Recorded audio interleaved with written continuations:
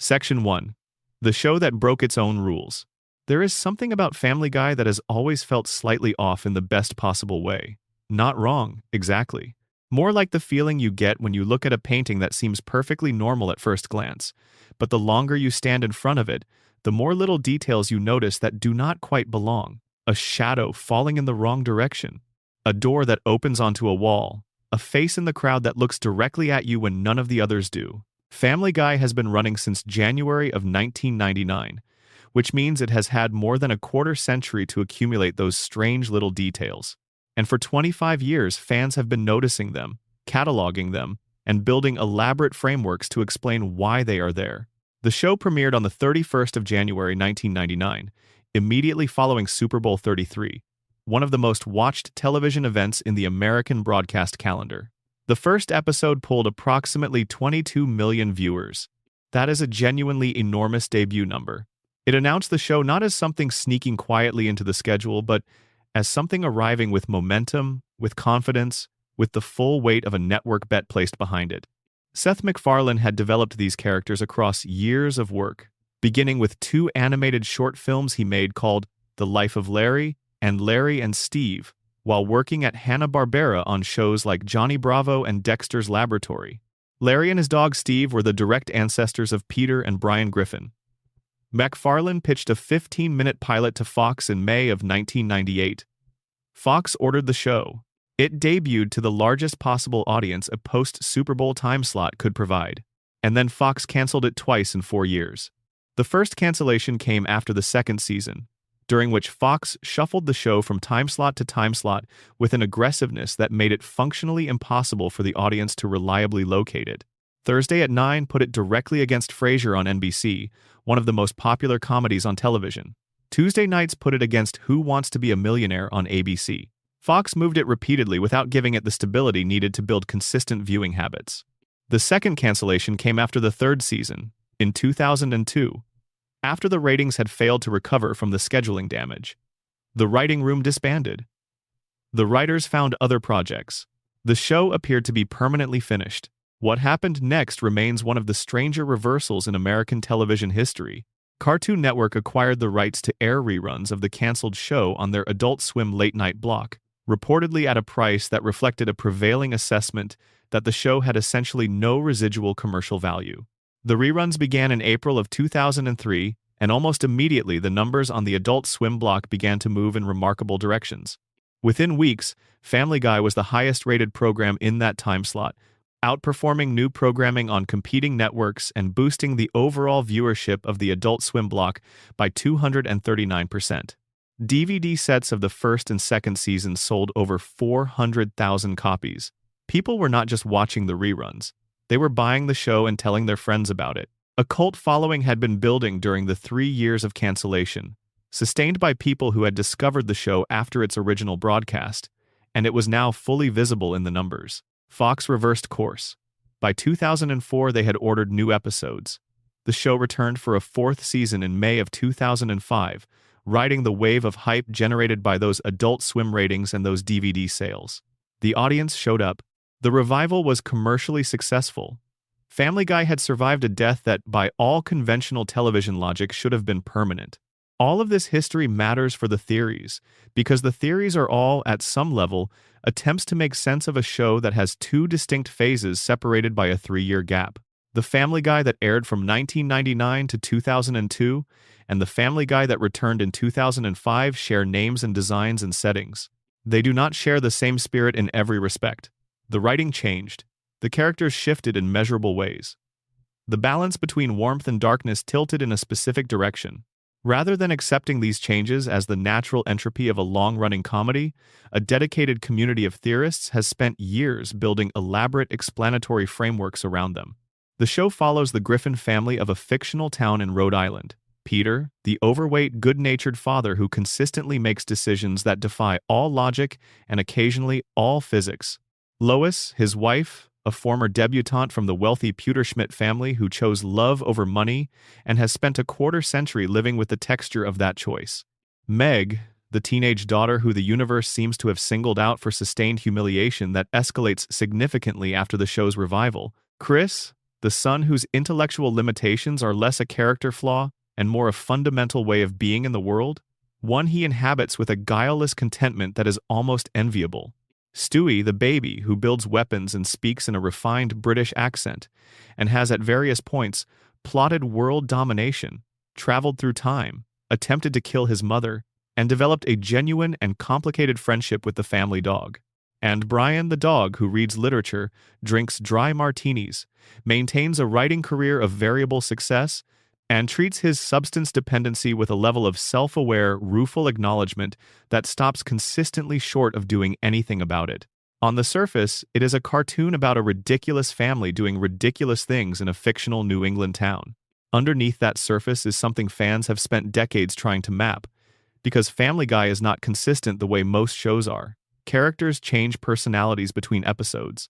The laws of physics apply and then stop applying. People die and come back to life. People remember things they should not know and forget things they definitely witnessed firsthand. The timeline of the show is at best approximate and at worst actively hostile to any coherent reconstruction. Rather than filing these inconsistencies away as the natural messiness of a long-running animated comedy, a dedicated community of theorists has spent years constructing frameworks to explain all of it. Some of these theories are surprisingly airtight, pulling together evidence from specific episodes across multiple seasons and arriving at conclusions that genuinely reframe how you watch the show. Others are more in the spirit of creative myth-making, the kind of interpretation that says more about our hunger for meaning than about what the writers intended. And a few are so dark beneath their animated surfaces that encountering them for the first time feels like finding a note inside a book you have owned for years that was not there before. This is not a ranking. Think of it as a long, slow walk through a house you thought you knew, moving from room to room, pausing in each one to look at things differently. We are going to spend real time with each theory. We are going to examine the evidence, follow the logic, and sit with what each interpretation does to the show you have watched, however many times you have watched it. So, get comfortable. Let the night settle around you. We are going to be here for a while. If you are listening to this right now, wherever you are and whatever time it is, I would genuinely love to know. Drop your location and the time in the comments. There is something I really like about imagining all the different places this reaches. And if you have not subscribed yet, it genuinely helps and costs you nothing. Now let us go deeper. Number Section 2. Peter is going insane. The theory that reframes everything. The first theory we are going to spend serious time with is the one that tends to hit people hardest when they first encounter it. It circulated first on Reddit in 2012, posted by a user called bblank0308, and it went relatively unnoticed for years before resurfacing on TikTok in late 2022, where it spread quickly enough to trend across multiple platforms. The reason it spread is not that it is fun or clever in a satisfying way. It is the kind of theory that sits with you afterward, in the quiet after you have put your phone down, with an aftertaste that is difficult to name precisely. The theory begins with Meg. In the world of the show as we experience it, Meg is the unpopular daughter. She wears a pink beanie and glasses. She is treated as an embarrassment by her family and an afterthought by most of the people around her. The show has made her suffering into a recurring feature across multiple seasons, a practice that generated its own body of critical engagement and its own theories, which we will return to later. But this theory asks you to consider a different version of Meg, one that existed before the events of Family Guy began. One that the show itself never shows you directly, because showing you directly would break something fundamental about what the theory is doing. In this version, Meg was not the awkward, unpopular girl. She was beautiful. She was popular in the uncomplicated way that some teenagers simply are. The kind who moves through high school with an ease that other students notice without being able to fully articulate why. She was genuinely caring toward her younger brother, Chris, who in reality had been born with an intellectual disability caused by a lack of oxygen during his birth. Chris needed more patience and more support from the world than most teenagers can provide, and Meg gave it willingly, in the private and generous way that older siblings sometimes love the younger ones who require more from everyone. One night, Meg took Chris to a party. She wanted him to feel included in something ordinary. She wanted him to have the kind of night that teenagers talk about afterward. She was 17 and she made the decision that 17-year-olds sometimes make when they want the night to last a little longer than it should. She drank, not casually or incidentally. Enough that when she decided it was time to take Chris home, she should not have been behind the wheel of a car. She got in anyway. She drove. Somewhere on the road home there was a collision. Chris died at the scene. Meg died shortly after arriving at the hospital, from injuries sustained in the same accident. Lois, who was pregnant with Stewie at the time, was so completely undone by the loss of two of her children in a single night that she ended her own life. Which means that Stewie, who the show presents as a baby with extraordinary intelligence and a dramatic British accent and a bedroom full of military-grade inventions, was never actually born. He never drew a first breath. He is a projection. He is the unborn son rebuilt by a father who never got to meet him, imagined into existence in the only place left available, which is inside Peter's mind. And Peter himself did not die. Peter was the one left behind. Peter retreated from the shared world where the accident had happened and built himself a replacement. He constructed a family, rebuilt Lois and Meg and Chris, and invented Stewie, placed them all in a house on a quiet street in Rhode Island, and has been living in that house, inside his mind, ever since. He is somewhere, in some room, and the show we watch is what is happening inside him. The theory then accounts for the specific details of how the show presents each character. This is where it becomes genuinely impressive as a construction.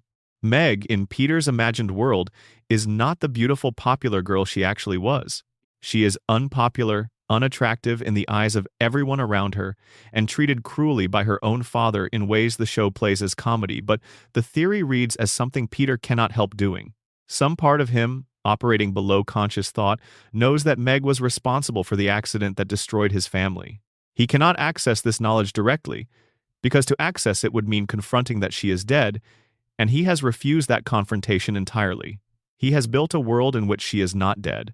But the anger has to go somewhere, and it goes into the fabric of how he imagines her. He makes her the wrong version of who she was. He punishes her without knowing he is doing it. This explains something the show has never adequately explained on its own terms: why Peter is specifically cruel to Meg in ways that go beyond the general chaos he inflicts on everyone. He is not simply an oblivious father who treats his daughter carelessly. He is a man whose grief has been rerouted through the architecture of a dream, and the route it takes runs directly through her.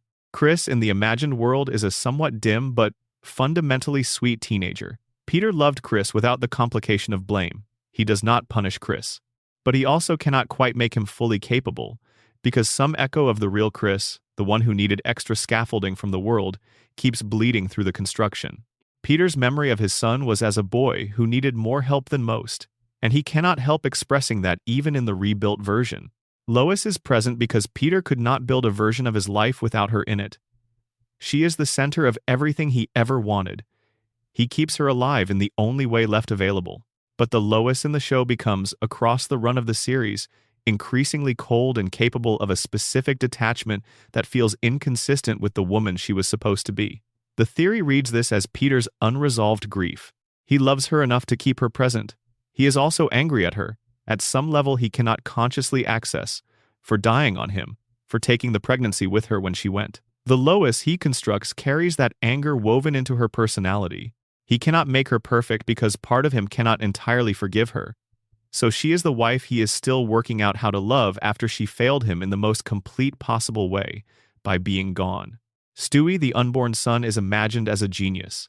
Peter looks at the child he never got to know and extends to him every hope he ever had. He makes this baby brilliant and formidable and capable of things no actual infant could do, because he believes his son would have been extraordinary.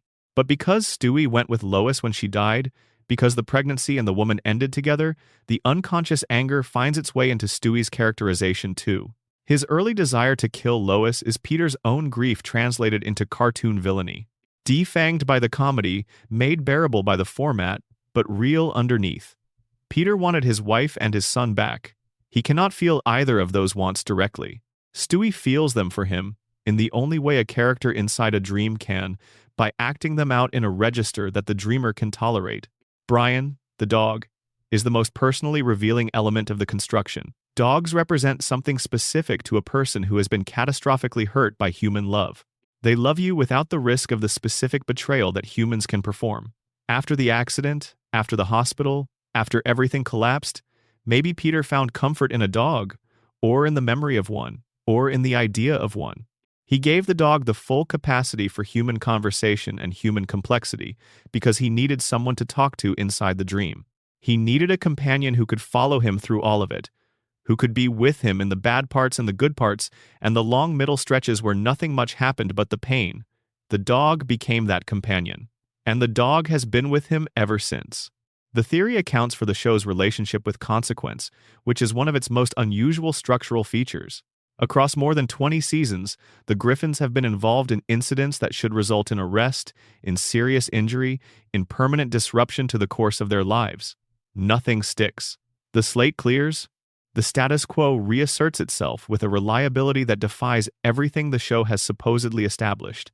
Under the standard reading, this is an episodic convention. Under this theory, it is the logic of a dreamed world. Peter's mind resets the world every morning because it cannot sustain actual consequence.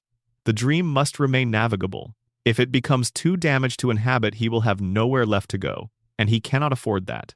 Cleveland's departure from the show, which happened when the Cleveland Show launched as its own series in 2009, is incorporated into the theory in a specific way. Cleveland had been visiting Peter in the real world. He was one of the few genuine connections Peter maintained outside the dream. But as Peter's condition deepened over time, Cleveland's visits began to blur with the fantasy. The real Cleveland and the Cleveland inside the dream became increasingly difficult to separate. At some point, the real Cleveland found that sitting with Peter was pulling him too far toward the edges of the imagined world, and he withdrew to protect his own grip on reality. In Peter's mind, which could not process one more person simply being gone, this became a departure of a different kind. Cleveland was not lost. He had just gone somewhere else. He had his own life now, his own show. He was fine.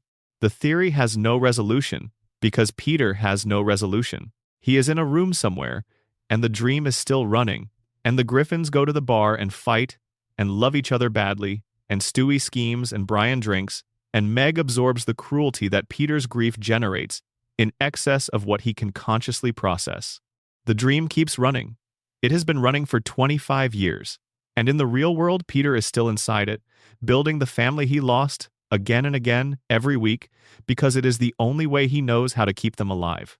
That is one of the saddest possible readings of a show that presents itself as a comedy. And the contrast between what the show looks like from the outside and what this theory says is happening underneath is precisely what makes it so difficult to stop thinking about once you have encountered it for the first time.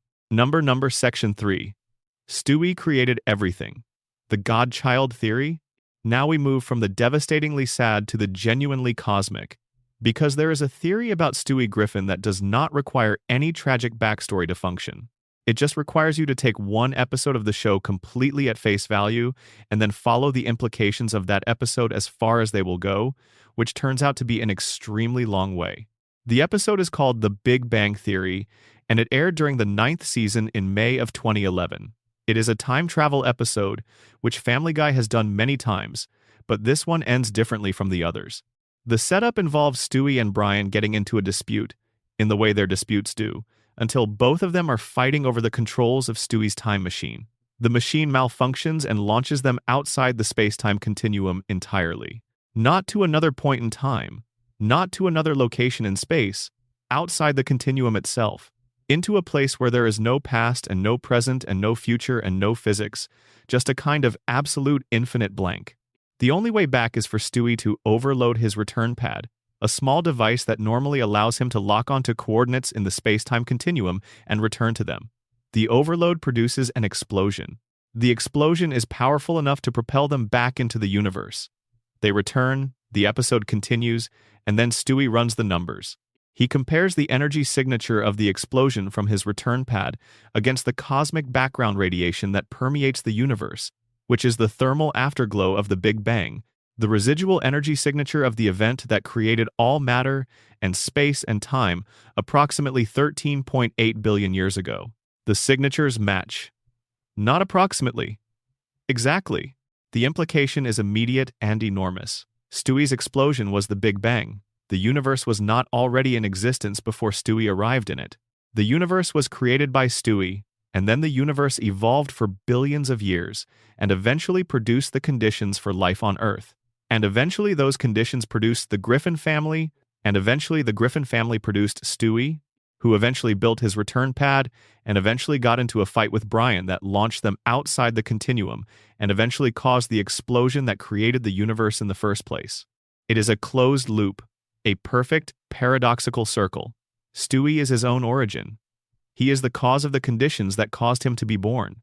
The universe created Stewie so that Stewie could create the universe, so that the universe could create Stewie. The chain has no beginning because every beginning points back to something Stewie did, and everything Stewie did was made possible by the universe he created. It goes around forever, which is, incidentally, more consistent with certain serious cosmological models than most people realize. The God-Child theory takes this canonical revelation, which the show itself confirmed on screen, and follows its implications throughout the rest of what the show has established about the character. His extraordinary intelligence is the first thing it reframes. Under the standard reading, Stewie is a genius because the show needed a character who could build advanced technology and serve as a comedic counterpoint to the obliviousness of the adults around him. Under the Godchild theory, Stewie's intelligence is not a character quirk or a narrative convenience. It is what you would expect from a being who, at some level of consciousness that predates language and memory, was present at the creation of everything. He does not learn physics. He recognizes it. He does not figure out time travel from first principles. He rediscovers something he understood before the universe was old enough to have time in it. His obsession with order, control, and domination, which defines his early characterization most completely, also takes on different resonance under this reading. The early Stewie wants to conquer the world. He wants everything to operate according to his design. This is the behavior of a being who, somewhere below conscious memory, knows that everything was once operating according to his design because he made all of it. The universe he is living in is his creation. The fact that it is not behaving as he intends, the fact that he has been placed in this small body in this suburban house surrounded by people who cannot understand him, is a fundamental cosmological insult. His plans for world domination are not the megalomania of a troubled baby. They are a creator's frustration at the imperfect execution of his own design. He built this place. Somewhere inside him he knows it, and he has not been able to fully accept that it is not running the way he intended. The theory's treatment of Stewie's transformation over the course of the series is where it becomes most philosophically interesting. The early Stewie is defined by world domination plots, attempts to kill Lois, elaborate weapons, theatrical villainy. The later Stewie is warmer, more emotionally available, more interested in friendship and personal identity than in conquest. The standard reading of this arc is that the writers exhausted the evil baby concept and redirected the character toward more relatable storylines. The Godchild reading offers something different. The later Stewie is a god who has been living in a body for long enough that the body has done what bodies do to gods who spend too long in them. It has made him forget. The cosmic perspective is fading. The urgency of his original nature is being replaced by the ordinary concerns of being a person, or nearly a person, living among other people, and finding that caring about them is both unavoidable and, gradually, preferred. He is becoming mortal in the way that gods become mortal when they spend enough time in flesh. Not dying exactly. Forgetting. Not losing his nature but losing his access to it. The evil genius mode of the early seasons was Stewie closer to what he actually is. The warm, vulnerable, friendship-invested Stewie of the later seasons is Stewie further from that knowledge, living more fully inside the experience of being a baby in a suburban family and discovering to his own surprise that the experience has something to recommend it. His relationship with Brian gains enormous weight under this reading. Brian is the only character in the show who can fully understand Stewie, who treats him as a peer, who engages with him as something approaching an equal. For a being who, at the deepest level of what it is, has been alone since before time existed, this matters in a way that goes beyond friendship. Brian is the first entity in the universe that Stewie built who has been capable of actually knowing him, not the cosmic version of him, not the divinity behind the football-shaped head, but the version that chose to show up in this particular family, in this particular town, and live inside the experience it offered. Brian knows that version of Stewie. And for something that has been alone since before the first Adam, that knowledge is not a small thing. The episode Back to the Pilot, which sent Brian and Stewie back to 1999 to observe the show's first episode, adds texture here. When they observe the early Stewie, the one still fully inhabiting the world domination mode, There is a quality of coherence about him, a sense of alignment with something, that the later Stewie lacks. The Godchild theory reads this as the early Stewie being closer to the memory of what he is. The later Stewie, seasons of suburban life later, has drifted further from that memory. He is still Stewie, but he is a Stewie who can no longer quite remember being a god, and who has, perhaps without fully deciding to, chosen to be something smaller and warmer and more connected instead. Whether that is a tragedy or a growth depends on what you think gods are supposed to do with themselves when they find themselves inside their own creation. The answer the show seems to arrive at, slowly and across many seasons, is that they are supposed to find a good dog and go on adventures. Number. Section 4. Brian Griffin. The man who was never a dog. Brian Griffin is, by design, the most human character in Family Guy, despite being the only member of the household who is technically not human at all. He walks on two legs. He drives a second-generation Toyota Prius with the Rhode Island license plate BRI dog. He has romantic relationships with human women, sometimes successfully and usually not. He has published books, maintained a journalism career, developed a cocaine addiction and entered rehabilitation for it, written a play, and engaged in political debate at a level of sophistication that consistently exceeds what his human companions can manage. He has a biological human son named Dylan, the product of a relationship with a human woman in the early 1990s. He has never, across the entire run of the show, behaved in a way that a normal dog would behave. The show acknowledges this gap occasionally for comedic purposes. A tennis ball rolls across the floor and Brian briefly, involuntarily chases it before catching himself and looking embarrassed. Someone mentions fleas or kibble, and he responds with dignified offense. His origin is described as conventional, born to two dogs named Coco and Biscuit on a farm. An episode in which Peter takes him back to that farm shows his littermates as entirely ordinary dogs who do not speak, do not read Dostoevsky, and do not have opinions about the French New Wave in cinema. Brian is the only one of his litter who arrived in the world as something other than simply a dog. The most compelling theory about Brian's nature draws its supporting evidence from elsewhere in the McFarlane shared universe, and the theory goes like this. Brian was not born a dog. At some point in the past, a human being had their consciousness transferred into the body of a white dog by the CIA. This is plausible within the show's own established facts because we know, from American Dad, that the CIA of this universe does exactly this kind of thing. The character of Klaus in American Dad is a talking goldfish. His backstory is that he was originally a German Olympic ski jumper who had his brain transplanted into a goldfish's body by the CIA during the 1986 Winter Olympics. The episode Brains and Automobiles in American Dad's 5th season depicts the CIA's mind transfer technology with enough specificity to establish that it exists and functions reliably within this fictional universe. It is not a joke or a one-off. It is established canon. The CIA of the McFarlane shared universe can put human minds into animal bodies, and they have done so at least twice in the confirmed record. Family Guy and American Dad are confirmed canonical neighbors. The 2011 three-way crossover event called Night of the Hurricane, which involved a hurricane affecting Quahog, Langley Falls, and Stool Bend simultaneously, established that these fictional places share a physical reality. Characters appear in both shows. The CIA of American Dad is therefore the CIA of Family Guy. Same organization, same capabilities, same willingness to conduct experiments that would not survive public scrutiny. Now consider what the show has established about Brian's specific situation. His littermates are ordinary dogs. His parents were ordinary dogs.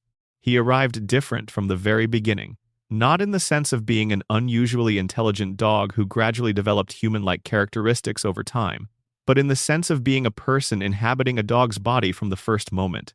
The Wikipedia entry for the character notes that his human attributes have been present since puppyhood. There was never a period when he was simply a dog, which means either the show is asking us to accept a biological miracle with no explanation at all, or there is an explanation that the shared universe makes available if you know where to look. The theory proposes that somewhere in the record, in a file the CIA has sealed or destroyed, there is a name, a human name, a person who had a life before the transfer. The theory does not specify what that life was or what precipitated the transfer. Maybe the subject was an intelligence asset who needed to disappear so completely that the only reliable solution was to make him something no one would search for. Maybe he was a volunteer in a program that was exploring the outer limits of what could be done with the technology. Maybe he did something that required a disappearance more thorough than any conventional witness protection program could provide. The theory does not commit to an answer. What it proposes is simply that the Brian who ends up with the Griffin family is carrying inside him a human life that he cannot fully remember and cannot entirely escape. The evidence from within the show is extensive once you start looking for it.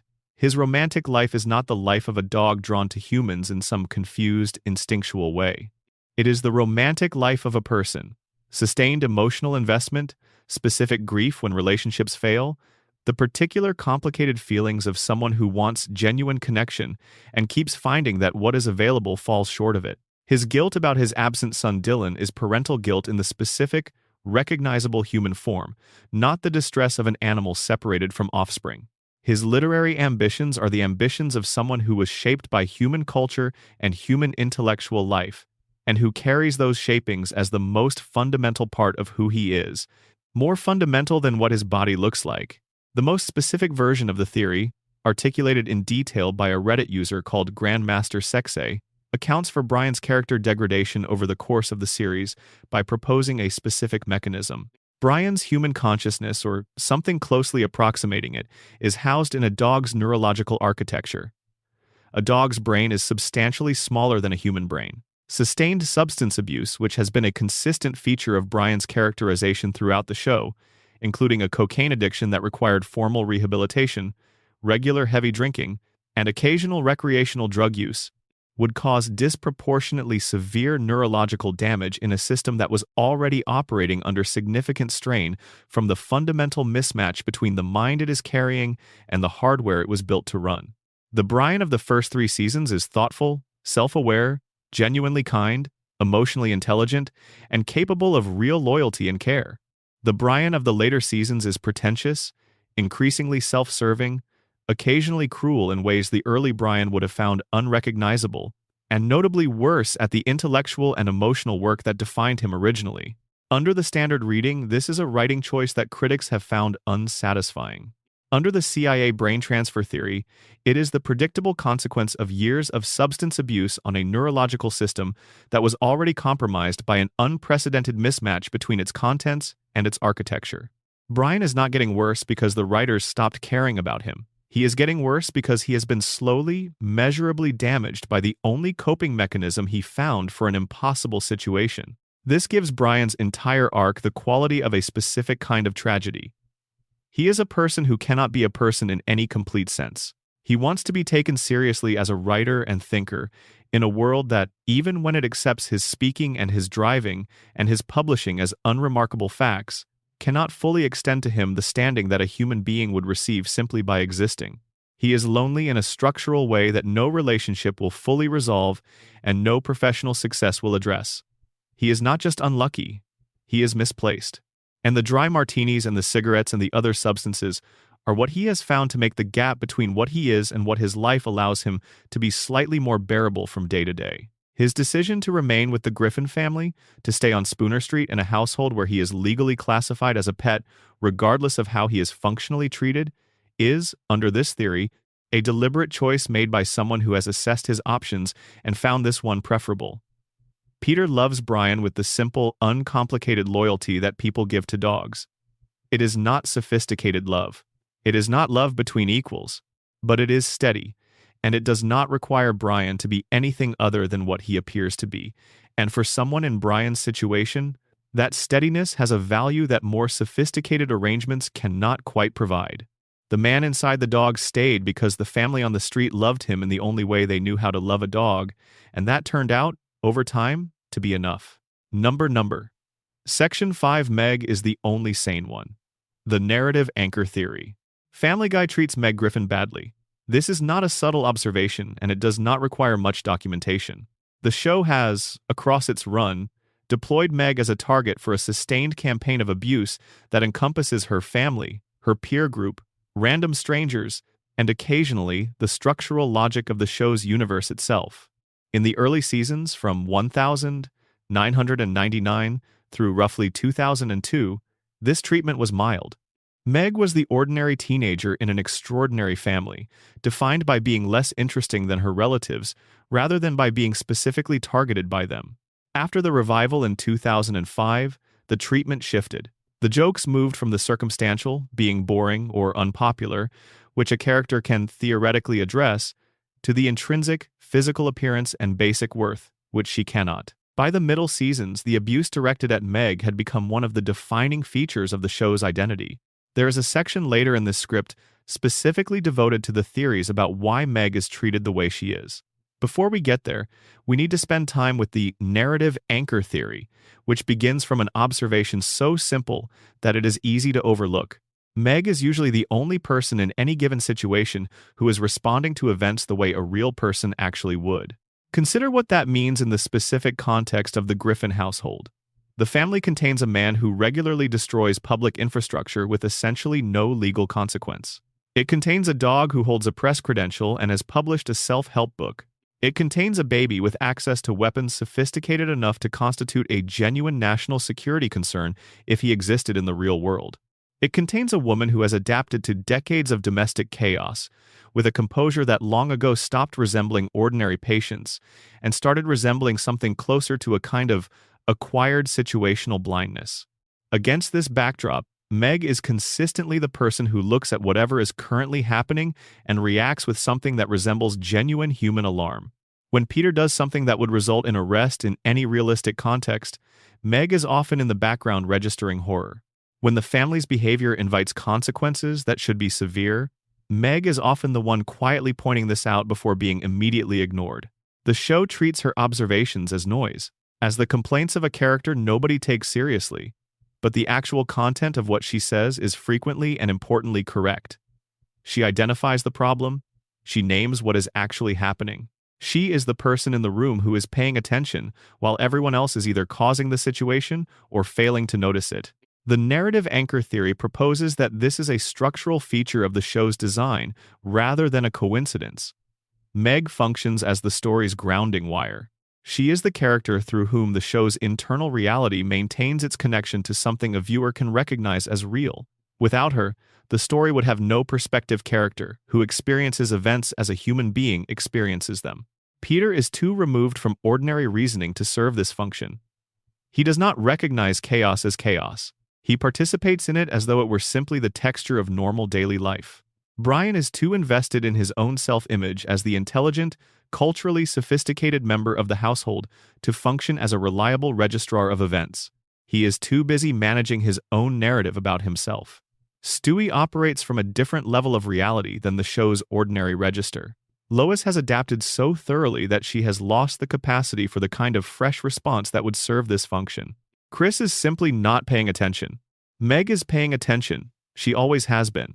And because she is, in some structural sense that the show itself refuses to acknowledge, the most important character in the show, even though the show consistently treats her as the least. The season 10 episode Seahorse Seashell Party is the piece of evidence the theory most consistently returns to. The episode places the Griffin family in the house during a hurricane, with no possibility of escape, and Meg, after seasons of accumulated mistreatment that the show has carefully, if not sympathetically documented, finally says everything she has been holding. She confronts each family member in turn and tells them, with specific and merciless accuracy, exactly what they have done and what it has cost her. She is right about all of it, not approximately right, precisely right. Every accusation she makes is backed by events the show has depicted on screen. She is not being dramatic. She is not catastrophizing. She is reading back the record. She is telling the truth. After her speech, the family begins to fall apart. Without her in the role of the designated target, without the ambient pressure of the family's frustrations being directed toward her, the frustrations have nowhere to go. They turn inward. The equilibrium that was built on the specific distribution of stress that placed all of it on Meg collapses without her in that position. And the episode ends with Meg going to Brian and taking back what she said. She accepts her role.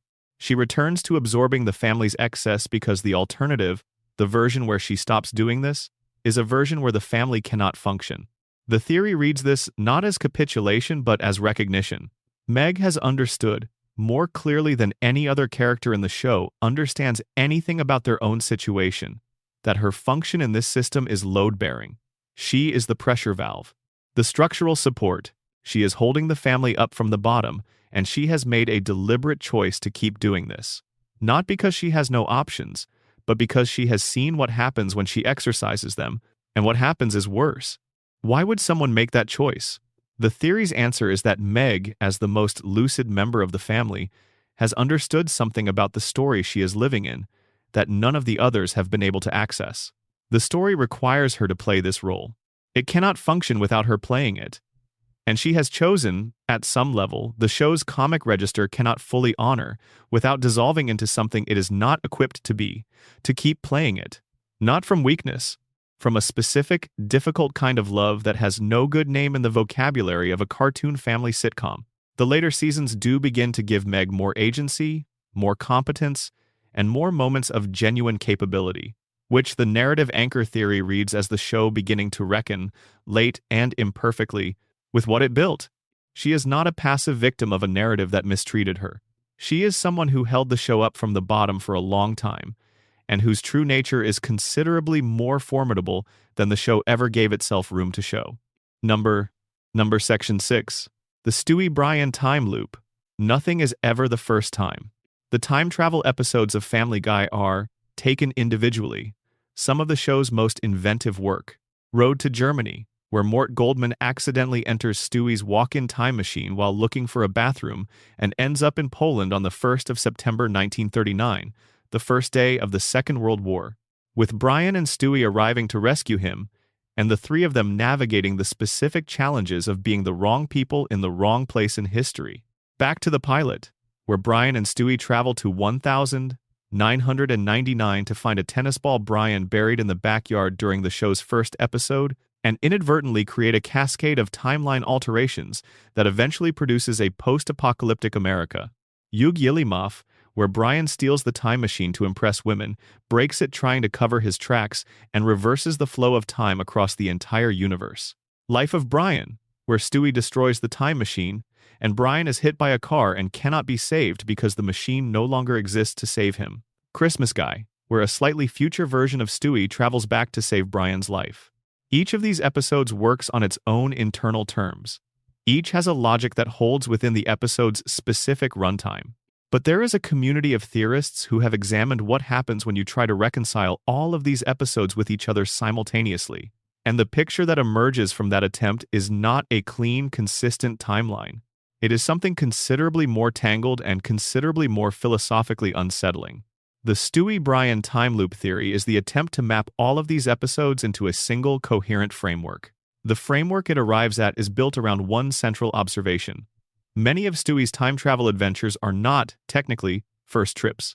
They are repetitions of events that have already occurred. They are happening again because the loop structure of the timeline requires them to. The specific mechanics of Christmas Guy illustrate this most clearly. In that episode, a version of Stewie from several weeks in the future arrives at the moment just before Brian is hit by the car. He lends his return pad to his past self, which allows past Stewie to travel back to the specific moment and push Brian out of the car's path. The death is undone. Brian lives. The timeline in which Brian died appears to become a branch that the story does not follow further. But for future Stewie to exist, and to have the motivation to make this trip, the death must have occurred in his past. Future Stewie experienced Brian dying. He lived through the weeks afterward. He sat through the arrival of Vinny, the replacement dog that the Griffins adopted, and through Christmas in a house where Brian was not present, and through the specific kind of grief that comes from losing someone you love and having no mechanism to do anything about it. All of that happened to future Stewie. It is what drove him to find a return pad and travel back. The death is the cause of the rescue. The rescue creates a timeline in which the death never happened. But if the death never happened, future Stewie never experienced the grief that motivated the rescue, which means future Stewie does not exist, which means the rescue never happened, which means Brian is still dead, which means future Stewie does exist and the rescue did happen. The loop is closed and it is stable. Both versions of events are simultaneously true because each one is the cause of the other. Brian died and Brian did not die. Future Stewie exists and cannot exist. The timeline in which Brian was not saved runs in permanent parallel to the timeline in which he was linked by the mechanism of a rescue that required the death to be real in order to be motivated, and that undid the death once the motivation was in place. They are not separate timelines where one cleanly replaces the other. Under the theory, they are a single recursive loop running forward through time while simultaneously pointing back to its own origin. The theory extends this same structural analysis to every other time travel incident the show depicts. In Back to the Pilot, the post-apocalyptic America that Brian and Stewie experience and then unmake through further intervention does not simply stop existing because they went back and changed things. It branched. It continues somewhere in the background of the show's temporal architecture, full of people living through events that the time travelers removed from the main sequence. Every time Stewie or Brian go back and change something, they create a branch. And even when they restore the original path, the branch persists. It runs forward. It is populated by people who have no idea they are living in a timeline that has been edited around them. This means there are versions of the show's universe where Brian is dead, where Stewie never existed because Bertram successfully killed Leonardo da Vinci, Stewie's ancestor, which should also mean the universe no longer exists since Stewie caused the Big Bang, but which the theory posits may persist as empty frameworks, the outlines of universes that lost their creator before they had finished forming. There are versions where America collapsed after a butterfly effect warning about September 11th that Brian gave his 1999 self. These branches are real, under the theory. They are running, and no one in any of them knows. The deepest version of the theory argues that both Stewie and Brian know this, that at some level of awareness below the surface of their ordinary interactions, both of them understand that they exist in a web of timelines generated by their own interventions, that they have been in this situation before, in previous iterations that the current iteration cannot fully remember, but that have left their traces in the specific ease with which they face impossible situations. They have ended versions of the world together. They have brought each other home from endings. The emotional residue of all of those iterations is present in the specific quality of their friendship, the warmth and the bickering and the profound loyalty of it, which is why the road to episodes feel different from the rest of the show. They are the closest the show gets to depicting these two characters as what they actually are. Two beings who have faced the end of things together in more versions than can be cleanly counted and who have chosen, in every version, to be in it together. Section 7, Lois and the Life She Didn't Choose. The Double Life Theory. Lois Griffin was, before she was Lois Griffin, someone else entirely. This is not a metaphor. Her maiden name is Pewterschmidt. Her father, Carter Pewterschmidt, is one of the wealthiest men in the show's version of New England. His wealth is the old kind, the kind that comes with summer estates and charitable foundations and a very specific set of expectations about what you do with your life and who you do it with. The Pewterschmidts move in a world of yachts and galas and country clubs, and the specific casual authority of people who have never had to think carefully about money because they have always had enough of it to not bother. Lois grew up in that world. She was shaped by it in ways that are still visible in how she moves through social situations, in the ease with which she can navigate contexts that would make most people from Peter's background deeply uncomfortable, in the specific quality of her composure under pressure, which looks like patience but is more accurately described as the practiced steadiness of someone trained from childhood to maintain appearances regardless of what is happening underneath them. She had a future mapped for her, the right marriage, the right house, the right position in the Pewterschmidt social universe, and all of the visibility and security and comfort that comes with being someone who made the approved choices. She met Peter Griffin at a yacht party where he was working as a waiter. Something in that encounter produced a choice that closed off an entire mapped future and opened a different one, unmapped, in a house on Spooner Street in Quahog, where the heating is unreliable and the husband regularly does things that other people consider catastrophic. The double life theory examines the weight of that choice, not whether it was the right choice. The theory does not argue that Lois secretly wishes she had made a different one, or that her love for Peter is not genuine. What it argues is something more complicated and more true to how people actually work, that a person can make an enormous and irrevocable choice, the kind that closes off entire futures, and still carry the unclosed version of that choice inside them. The version that did not happen, the person they did not become, Not as regret, exactly. As a kind of permanent hum in the background of the life they chose, audible under certain conditions, in the presence of certain things. The episodes that illuminate this most clearly are the ones where Lois returns to the world she left. When she is in the presence of her family's money and influence, something shifts in her. She becomes sharper, more calculating, more interested in outcomes and appearances than she normally allows herself to be. The ease with which she inhabits these contexts, the fluency she has in their specific codes and unspoken rules, suggests someone who is not just trained in this world, but who has a deep fluency in it that never entirely deactivated. It is still there, waiting, under the Spooner Street layer of her personality. The poker episodes are among the most telling moments in the show's history for this theory. When Lois discovers that she has a genuine gift for high-stakes poker, she takes to it with enthusiasm and a competence that startles everyone around her, including herself.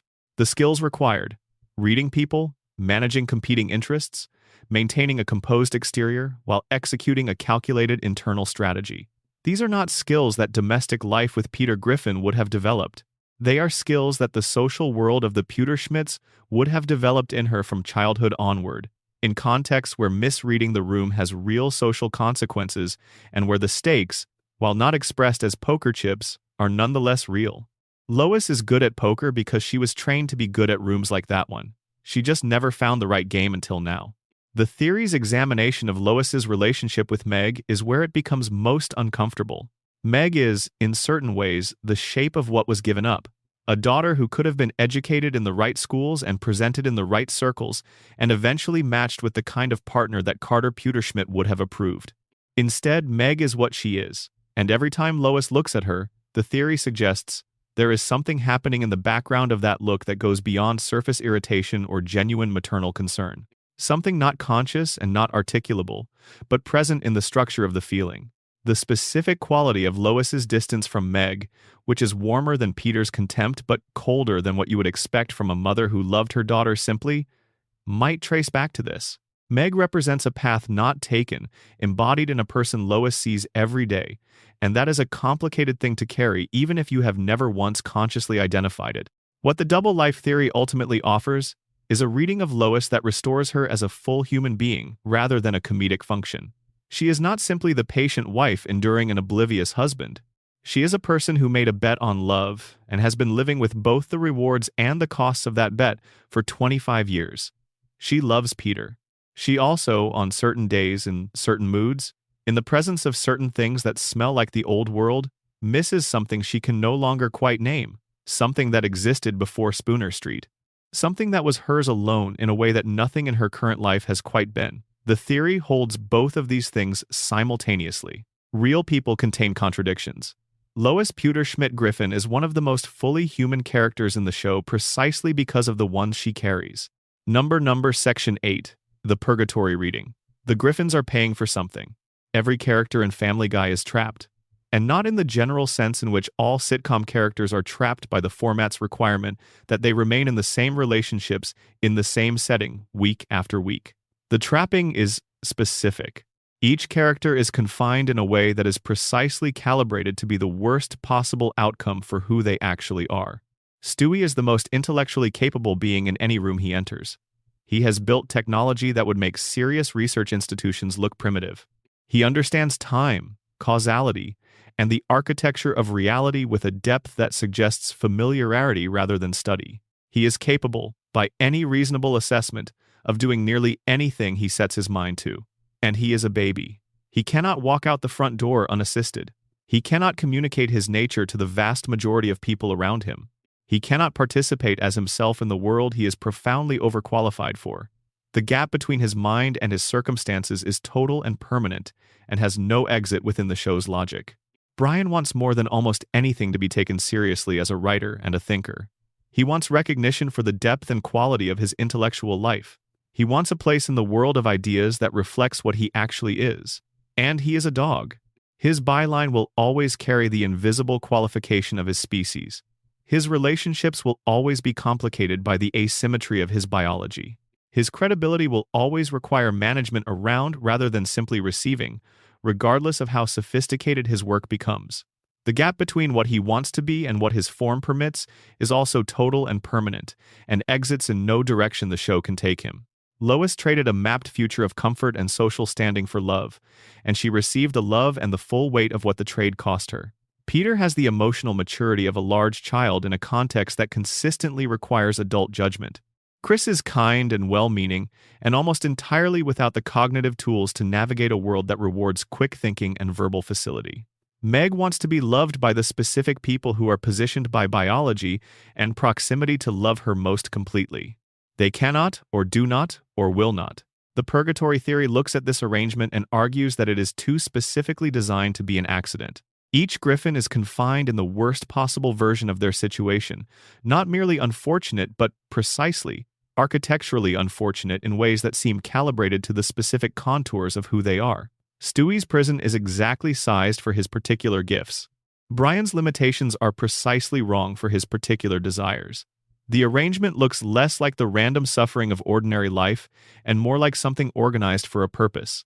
The theory identifies this organization as purgatory in the specific theological sense, a state of suffering that serves a function, that is moving towards something, that will eventually produce something different, rather than simply continuing indefinitely. The evidence for purgatory rather than hell is Stewie's arc. The Stewie of the first season is a genuine menace. His villainy is specific, sustained, and within the show's fiction, real. Across the course of the series, he becomes something else. He develops genuine love for Brian. He becomes capable of real sacrifice, demonstrated most clearly in Christmas Guy, where he risks temporal stability to bring his friend back. The evil is draining away from him, slowly and not without setbacks, but directionally. The soul that arrived in the Griffin household as a murderous infant with cosmic ambitions is, decades later, something closer to a person who loves his friends and recognizes that as worth more than any scheme he might execute. If Stewie is in purgatory, he is making progress. He is serving his time. He is becoming better. The other characters are harder to read through this lens, which the theory accounts for by noting that purgatory is not a uniform experience. Different souls require different durations. Different lessons take different amounts of time and different iterations before they begin to penetrate. Brian may have gotten worse rather than better, suggesting his purgatory is not going well, that he keeps failing the same lesson in different ways, that the gap between what he thinks he is and what he actually is has been widening rather than narrowing. Lois shows moments of genuine growth and moments of regression in roughly equal measure. Peter oscillates without clear directional momentum. The theory's most elegant element is its explanation for the show's perpetual reset. Every week, the status quo reasserts itself. Characters learn lessons and then unlearn them. Relationships develop and collapse and restore themselves. The show refuses permanent change with a consistency that goes beyond episodic convention. Under the purgatory reading, the reset is the mechanism itself. Purgatory repeats. You face the same trial again until you stop failing it. The Griffins are not stuck because the writers lack imagination. They are stuck because they have not yet learned what they need to learn to be released from the cycle, and purgatory does not advance until they do. The theory also extends to the neighbors, who are each working through their own versions of the same basic structure. Joe Swanson, who was a vital, respected, capable man before the injury that placed him in a wheelchair, is working through something about ability, identity, and the gap between the person you were and the one your circumstances allow you to be. Quagmire, whose approach to intimacy is almost programmatically extractive, is living in a purgatory of availability without connection. The precise structural consequence, for someone who has treated connection as a resource to be consumed rather than a risk to be accepted. Cleveland was working through questions of trust and loyalty and what it means to continue loving people who have failed you. The neighborhood is a purgatory district. The people in it are there for reasons. And the question of whether any of them will eventually figure out how to move forward is the question that the show, across 25 years of recycled plots and reset relationships, has been leaving permanently open. Section 9. Quagmire is not what he appears to be. The hidden tragedy theory. Glenn Quagmire is, on the surface of the show, constructed as a specific and recurring kind of joke. He is the neighbor whose sexual appetite is treated as a constant comedic premise. He says giggity in the reflexive way that catchphrases say themselves, without much relationship to what is actually happening in the scene. He is, depending on which episode you consult and which you decide to believe, either a man in his 40s or a man in his 60s, which is itself one of the more interesting inconsistencies the show has generated around a character. The age question is worth lingering on. In the Season 5 episode Peter's Two Dads, Quagmire's age is established as 61 years old. This is stated explicitly on screen, not in the background and not as a throwaway detail. And 61 does not look like what Quagmire looks like. He does not carry 61 years in his face or his energy or his pace. He is as active and apparently vigorous at 61 as he is at any other point in the show's history. Either this is a continuity error significant enough to have been remembered and discussed for years afterward, or there is something about Quagmire's biology that causes him to age differently from the people around him. The supernatural version of the Quagmire theory proposes that he is an incubus, a supernatural entity whose nature is fundamentally sexual in the way that a predator's nature is fundamentally predatory, not as a preference but as an ontological condition.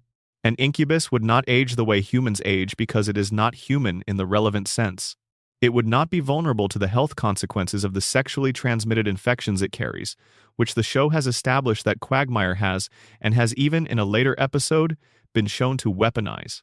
Its success with the people it pursues would not depend on conventional charm or conventional social skill, because the attraction would be built into what it is, rather than what it does. The supernatural explanation is consistent with all of the anomalies, the age discrepancy, the health immunity, and the statistical impossibility of his success rate, even in a show where statistical impossibilities are routine. The more affecting version of the theory does not require the supernatural explanation at all. It works through human psychology, and what it finds there is considerably more complex and considerably more sad than anything a supernatural premise produces. The episode Screams of Silence, the story of Brenda Q, which aired in Season 10, is the piece of evidence the hidden tragedy theory most consistently returns to. This episode is unusual for Family Guy in that it attempts to treat domestic violence as a serious subject rather than a source of comedy. Quagmire's sister Brenda is in an abusive relationship with a man named Jeff, and Quagmire's response to this situation is not the breezy deflection or comedic displacement that characterizes most of his engagement with difficult subjects. He is profoundly and personally invested in getting Brenda out. His anger is specific and recognizable in a way that the show's surface-level treatment cannot fully contain. It is the anger of someone who has seen this before. Who knows what it looks like from the inside, from close range? Who is responding to something more than just what is happening to his sister in the present tense? The theory proposes that Quagmire's persona is constructed, not in the sense of being entirely false, but in the sense of being a layer built over something older and more damaged. Someone who grows up watching love become a weapon, who learns that the people who are supposed to protect you can be the most dangerous people in your life, often responds in one of two ways. They replicate the behavior they learned, or they build an architecture around themselves that ensures they can never be in a position where it can happen to them. Quagmire chose the second. He built a life structure in which intimacy is always technically available but never real, never sustained, never deep enough to allow someone the specific access that would be required to hurt him in the way he saw love hurt the people around him. This does not excuse his behavior. The theory does not offer it as an exculpation. What it does is add a layer of actual dimension to a character the show mostly uses as a punchline, and in doing so, makes the punchline carry something it was not designed to carry. The speech Quagmire delivers to Brian in the episode Jerome is the New Black is one of the most emotionally intelligent pieces of dialogue in the show's history. He dismantles Brian's self-image with surgical precision, naming every gap between who Brian claims to be and who he actually is, and he does this without apparent pleasure, without showboating, with the specific gravity of someone who has spent real time thinking about why he finds this person so comprehensively irritating. That is not giggity Quagmire speaking. That is the real person underneath the performance, briefly and entirely present, saying something he means in full. His friendship with Peter and Joe and Cleveland is the exception to the architecture of his life. These relationships cannot hurt him in the specific way he is protecting against. They are not romantic. They are not intimate in the way that creates the particular vulnerability he has spent his life managing around. At the bar, at the table, in the specific rituals of that friendship, he can drop the performance and be the person he actually is. Loyal, perceptive, capable of real anger and real care, and considerably more interesting than the character the show usually allows him to be. The bar is the one real thing in a life he has otherwise made deliberately unreal. Which is why, in episodes where the group is threatened or fragmenting, Quagmire is among the most visibly distressed of the people in it. The bar is where he lives.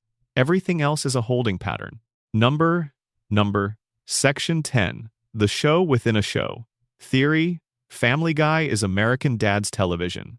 This theory begins with a detail in American Dad that most viewers of both shows would never catch, because it is presented in a way that makes it easy to read as a simple fourth-wall-aware joke and then set aside.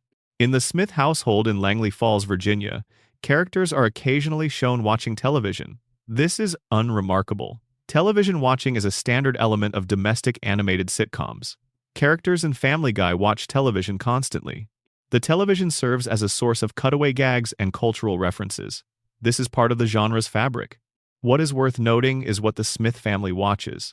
Steve Smith, the teenage son, is shown on at least one documented occasion watching Family Guy on television and imitating Stewie Griffin's voice. This happened on screen. For most viewers, the reaction is immediate recognition. This is a meta joke. One show made by Seth MacFarlane, referencing another show made by Seth MacFarlane. A nudge to the audience. You are supposed to smile and move on. The show within a show theory does not move on. If Steve Smith watches Family Guy on television, then within the internal reality of American Dad, Family Guy is a television program. The Griffin family are not real people living in a real fictional town. They are the cast of a show that airs in whatever the American Dad version of primetime is. Peter Griffin is not a man having adventures. He is a character being watched by other characters in a different show. Brian is a fictional dog, Meg is a fictional teenager. The adventures and disasters and emotional moments of 25 seasons of Family Guy are stories broadcast for the entertainment of characters who live in a different and apparently more real fictional world. This is destabilizing in ways that propagate outward. If Family Guy is a television show within American Dad's world, then everything that happens in Family Guy is happening at one remove from reality. The show's internal inconsistencies, the characters who change between episodes, the stakes that reset, the timeline that refuses to cohere, the absurdities that are introduced and then forgotten, these are not failures of craft. They are accurate descriptions of how television shows behave. Television shows are internally inconsistent. Their characters change without satisfying narrative reasons. Their stakes reset because the episodes are designed to function independently. The world of a television show does not operate by the same logic as the world of actual human life, which means that every frustration viewers have ever had with Family Guy's handling of continuity, every moment of exasperation at a character who regresses or a development that gets undone, is the correct response to encountering a television show within a television show. You are frustrated because the show inside the show behaves like a show inside a show. It has no obligation to be coherent in the way that actual lives are coherent. It is operating by different rules because it is a construction for entertainment. The CIA element arrives when you consider what the CIA of American Dad, an organization confirmed to have mind transfer technology and a demonstrably wide range of experimental capabilities, might do with a television program they found compelling. The theory proposes that some person within the CIA of American Dad's world had the idea to create a real version of what they were watching, to use the technology available to them to build actual analogs to the fictional characters in the show, and then to monitor what happened when those analogs were placed in an environment modeled on the show's setting. The talking dog with a human-ish consciousness exists in the show. The CIA knows how to create talking animals with human-ish consciousness. The family in the suburban house with the chaotic domestic life exists in the show. The CIA is capable of constructing and sustaining scenarios. What would result from this project is the Family Guy that we watch. Not a fictional television show being consumed in American Dad's world, but an actual physical situation being conducted by the CIA of that world, using the materials provided by the fictional show as a blueprint. The Griffin family are subjects in a long-running experiment, living in a scenario that was built for them by people they will never know exist, watched from a distance by analysts who find the whole enterprise simultaneously fascinating and disturbing and too valuable to shut down. Brian is the CIA experiment made literal, a human consciousness in an animal body, placed in a family that was itself assembled as a real-world version of a fictional one. The family is the petri dish. And somewhere in Langley Falls, someone is watching a monitor that shows Spooner Street. The shared universe element, confirmed by the 2011 crossover Night of the Hurricane, which placed the two shows' settings in the same physical reality, gives this theory a structural coherence that purely metafictional theories do not always have. The CIA of American Dad can reach Quahog because Quahog is in the same world as Langley Falls. The experiment can be sustained because the organization running it has the geography and the capability to maintain it. And the show we have been watching for 25 years is what that experiment looks like from the inside. Section 11. The Cleveland Displacement Theory. What happened when the balance broke? In the Season 8 premiere, Jerome is the New Black. The show was forced to address something it had been quietly circling since Cleveland Brown departed at the end of Season 7 to star in his own Fox spinoff, The Cleveland Show. The episode is explicitly and honestly about the difficulty of replacing a genuine friend. Peter, Joe, and Quagmire go through a series of candidates for the empty seat at the Drunken Clam table. They eventually settle on Jerome, a man with his own warmth and his own history. But the episode does not pretend that finding someone good is the same as replacing someone who was irreplaceable. It acknowledges the difference. That acknowledgement is what the Cleveland displacement theory takes as its starting point. Cleveland Brown, across the first 7 seasons of the show, occupied a specific structural role in the group dynamic that went beyond what is visible in any individual scene he appeared in. He was measured. He was patient. He was the person who could look at whatever Peter was proposing to do and respond with something resembling calm, pragmatic human judgment. He was not a moral authority in any grand or theatrical sense. He did not deliver lectures. He did not position himself above the group's chaos or refuse to participate in it. But he was consistently, across 7 seasons of episodes, the person in the room who registered what was actually happening with something close to ordinary human assessment. His presence served as quiet ballast, the kind that you don't notice until it is gone. His departure coincides almost precisely with the period in which the show's tonal shift became most pronounced and most discussed. The cruelty that was present but manageable in seasons 4 through 7 began in season 8 to escalate beyond the range where it read as exaggeration and into territory where it read as something harder to name and less comfortable to watch. Peter's behavior moved into areas that were genuinely disturbing rather than simply outrageous. The treatment of Meg intensified significantly. The show's relationship with emotional consequence became nearly vestigial. The warmth that the early seasons had maintained as a kind of background temperature of the show, the sense that these people genuinely loved each other underneath all the chaos, drained to the point where its presence in any given episode became the exception rather than the expectation. The Cleveland displacement theory argues that these shifts are causally related to his absence.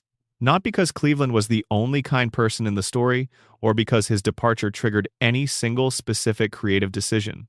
The relationship is structural. Cleveland's weight on the scale was toward consequence, toward the recognition that the characters had histories and feelings, and the capacity to be genuinely affected by what happened to them. Without that weight, the scale tipped, and the show that has run since that tip has never fully found its way back to the balance it had before. The theory also engages with the matter of Cleveland Jr.'s radical redesign between his appearance in Family Guy and his appearance in The Cleveland Show. In Family Guy, Jr. was a small, hyperactive child with a specific personality and a specific presence in the few scenes he appeared in. In The Cleveland Show, he is a large, gentle, bespectacled teenager who moves through the world with a deliberate calmness that is essentially the opposite of the character who appeared previously. The difference is so total that it has generated its own sub-theory, that the Cleveland Jr. of The Cleveland Show and the Cleveland Jr. of Family Guy are not the same person. That between the two appearances, something happened. That the original Jr. is somewhere, and the one who appears in the spin-off is someone else inhabiting the name and the family relationships. This is almost certainly not what happened. The redesign was almost certainly a creative decision made during the development of the spin-off, for reasons that may have included a desire to give the show's main family dynamics a different shape. But the sub-theory contributes to the broader Cleveland displacement reading by suggesting that Cleveland's departure reorganized the fictional reality surrounding it in ways that went larger than a simple cast change would normally produce. The general truth the theory points toward is more interesting than any specific claim it makes about the show. The removal of one person from a group can, under certain conditions, fundamentally alter the behavior and direction of everyone who remains. Groups develop equilibria that depend on the specific configuration of people maintaining them. Remove someone whose function in that equilibrium was structural rather than purely social, and you do not simply have the same group minus one person. You have a different group, organized around a different center of gravity, moving in directions the original configuration would not have permitted. The Cleveland displacement theory applies this observation to Family Guy and finds it illuminating. Cleveland was structural. Without him, the group reorganized in ways that allowed the show to become something different from what it had been.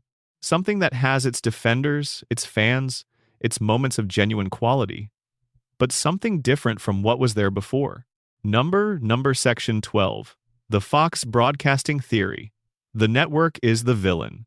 The final theory in this collection asks us to step back from the characters entirely and look at the show from the perspective of the institutional forces that surrounded it and shaped it over time in ways that were quieter and more sustained than any individual creative decision.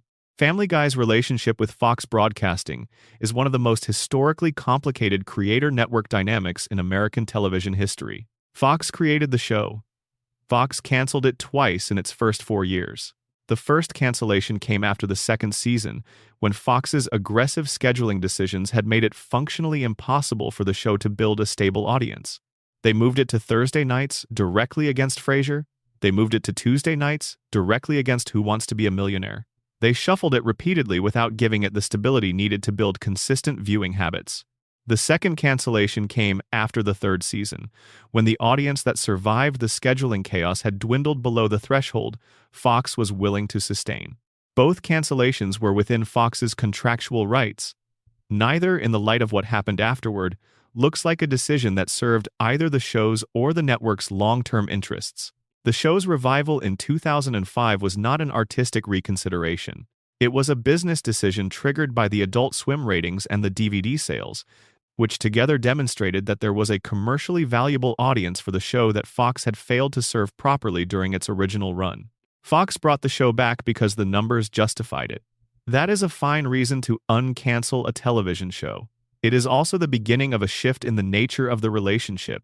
The show was now, from the network's perspective, primarily a commercial asset whose value had been demonstrated, which meant the show was operating under commercial logic more visibly and more consistently than it had during its original run, when it was simply a new show that someone had decided to make. Seth MacFarlane's relationship with Fox grew increasingly strained over the years. He is politically liberal and has been consistently open about this. Fox, the broadcast network, is connected to Fox News through their shared corporate history, and MacFarlane grew publicly uncomfortable with this connection. In 2021, he posted on social media expressing the wish that Family Guy was on any other network. He compared the relationship to a failing marriage. He said both parties knew it was not working. This was not a private frustration managed quietly. This was the creator of one of Fox's most valuable long-running properties saying, publicly and without apparent concern for the optics, that he wanted out. In 2020, MacFarlane signed a deal with NBC Universal, reported to be worth approximately $200 million over 5 years, moving his production company into the Comcast ecosystem. His newer projects went to platforms that had nothing to do with Fox. He was building his future somewhere else. Family Guy was the thing that kept him contractually tethered to a network he had said publicly he did not want to be associated with. MacFarlane's gradual disengagement from the show's day-to-day creative process, which began around 2011 and deepened as his film career and his other television projects multiplied, left the show in a situation where the commercial entity had more relative influence over its direction than it had ever had. He continued to voice the characters, which meant he remained present in the recording booth. But the writing, the story planning, the creative oversight, these functions had passed to other people. The showrunning duties went to Rich Appel and Alex Sulkin, both experienced professionals who knew the show's world thoroughly. But there is a difference between knowing a show and having the vision that created it. And the institutional environment in which they were operating had specific preferences about what Family Guy should be, preferences shaped by commercial logic, rather than by the specific artistic sensibility that had made the show worth watching in the first place. The resulting show reflects this shift. More extreme, more willing to push into territory that generates controversy and attention. more reliant on shock and spectacle and the viral moment than on the patient construction of character and story that define the show at its best. No single person decided this. No individual made a choice to trade wit for volume. But the institutional logic of commercial television, operating without a fully engaged creator who could push back against its native tendencies, pulled the show in this direction the way water finds the lowest available path. MacFarlane himself described the show's continued existence in a 2024 interview in terms that were notably free of creative urgency. He said there was no good reason to stop making it. He said it helped fund causes he cared about. He said it had reached what he called escape velocity, a point where it had been running long enough that there was no logical reason to end it unless the audience stopped caring. These are fine reasons to continue producing a television program. They are not the reasons that produce television worth watching. They are the reasons that produce television that continues. In April of 2025, it was announced that Family Guy had been renewed through its 27th season as part of a deal with its parent company Disney, taking the show through the 2028 to 2029 television season and the show's 30th anniversary. Each season under the deal would consist of 15 episodes. The show would continue regardless of its ratings trajectory, which had by this point settled into a range that represented a fraction of what it had been at its commercial peak. It would continue because the economics of streaming rights and merchandise and syndication and brand equity still supported it. Not because anyone involved had a burning artistic need to make more of it. The Fox broadcasting theory, in its most complete form, argues that this is what institutional capture looks like when it happens gradually and without anyone planning it. The show did not change because someone decided to make it worse. It changed because the creator stepped back and the institution stepped forward. And institutions optimize for what institutions optimize for: cost efficiency, brand consistency, the reliable familiarity that retains existing audiences even when it no longer attracts new ones. They do not optimize for the specific quality of creative urgency that makes a show feel alive. That quality requires a person who is genuinely invested to show up every day and fight for it. When that person goes elsewhere, the institution does what it always does. It maintains the product. It keeps the lights on. It produces the episodes that fill the time slot and generate the downstream revenue and allow the brand to continue. Family Guy has been running on something for a long time. The something is the accumulated goodwill of its early seasons, the cultural memory of the show it was, the nostalgia that keeps audiences returning even when what they find is not quite what they remember. That something is substantial and durable and has proved capable of sustaining the enterprise through ratings declines that would have ended a show without the brand equity it carries. But it is not the same as being good. A show can be sustained and not be good. A show can have its lights on for 30 years and still not be the show it was when the person who built it cared most about what it became. Number closing. The town that keeps the lights on. It is almost time to sleep. We have moved through 12 theories tonight. From the most intimate to the most structural, from the darkest to the most cosmically strange. We started with a man in a room somewhere, building a family out of grief he cannot face directly, and we ended with a commercial institution gradually replacing the spirit of a creative project with the reliable machinery of continued production. In between, we found a baby who caused the universe and spent the seasons since slowly forgetting that he did. A dog who was once a human being and who has been losing himself gradually to the mismatch between his mind and his body and to the substances he has found to make that mismatch bearable. A teenage girl who holds the entire narrative together from the bottom by being willing to be the person who absorbs what nobody else can process. Two time travelers running the same loops over and over, carrying memories of impossible versions of events that no longer appear on the official timeline. A woman who carries two versions of her life simultaneously and has never been fully at home in either one. A family paying off a spiritual debt in a suburban purgatory that resets every week because they have not yet figured out how to stop failing the lesson. A neighbor who uses cheerfulness as armor over damage he will not name and probably cannot fully see. A television show being watched by the characters of another television show. A friend whose absence changed everyone he left behind in ways that the show has never fully acknowledged. And a network that replaced art with arithmetic, slowly, over time, without anyone quite meaning for it to happen. None of these theories are confirmed.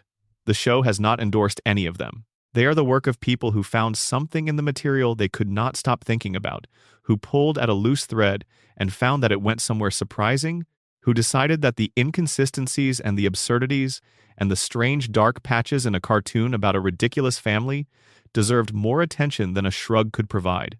What I find in them, taken together, is an attempt to find meaning in something that the show itself has been trying and sometimes failing to articulate for its entire run. Family Guy is, at its core, a show about the gap between what people want and what they have, between who they are and who they could be, between the life being lived and the one that might have existed if different choices had been made at different crossroads. The theories fans have built around it are all, in their different ways, trying to make that gap into something purposeful, trying to make the repetition mean something, trying to turn the chaos into something that adds up.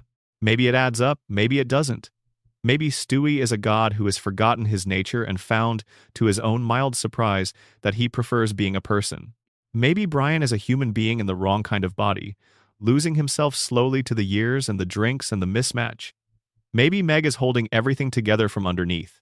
Maybe Peter is in a room somewhere, and the dream is still running, and the family inside it loves each other badly but loves each other nonetheless, which is the only way some families know how. Or maybe it is just a cartoon about a ridiculous family in a fictional New England town that has somehow been on television for 25 years and keeps going, long past the point where most people expected it to stop, for reasons that have more to do with economics than with art. But the fact that we keep asking, the fact that we keep building the frameworks and sitting with the details long after the credits have rolled, long after the episode has ended and the room has gone quiet and it is just us and the dark and the theories we cannot quite put down, that says something. It says that somewhere inside this show, in all of its inconsistency and occasional darkness and rare, genuine warmth, we found something that felt true. Something we recognize from our own experience of being people who want things they cannot have, living in families that love them imperfectly, in a world that keeps resetting before they have figured out what they were supposed to learn. Maybe that recognition is the point. Maybe finding it in an animated cartoon about a man with a football-shaped head is part of what makes it so surprising and so persistent. Get some sleep. The theories will be here when you wake up. So will the Griffins, in whatever form they take in the dark behind your eyes tonight. And if you made it all the way to the end of this one, I am genuinely grateful for the time you spent here. Drop a comment telling me which theory hit you the hardest, or which one you had never heard before tonight. I read all of them.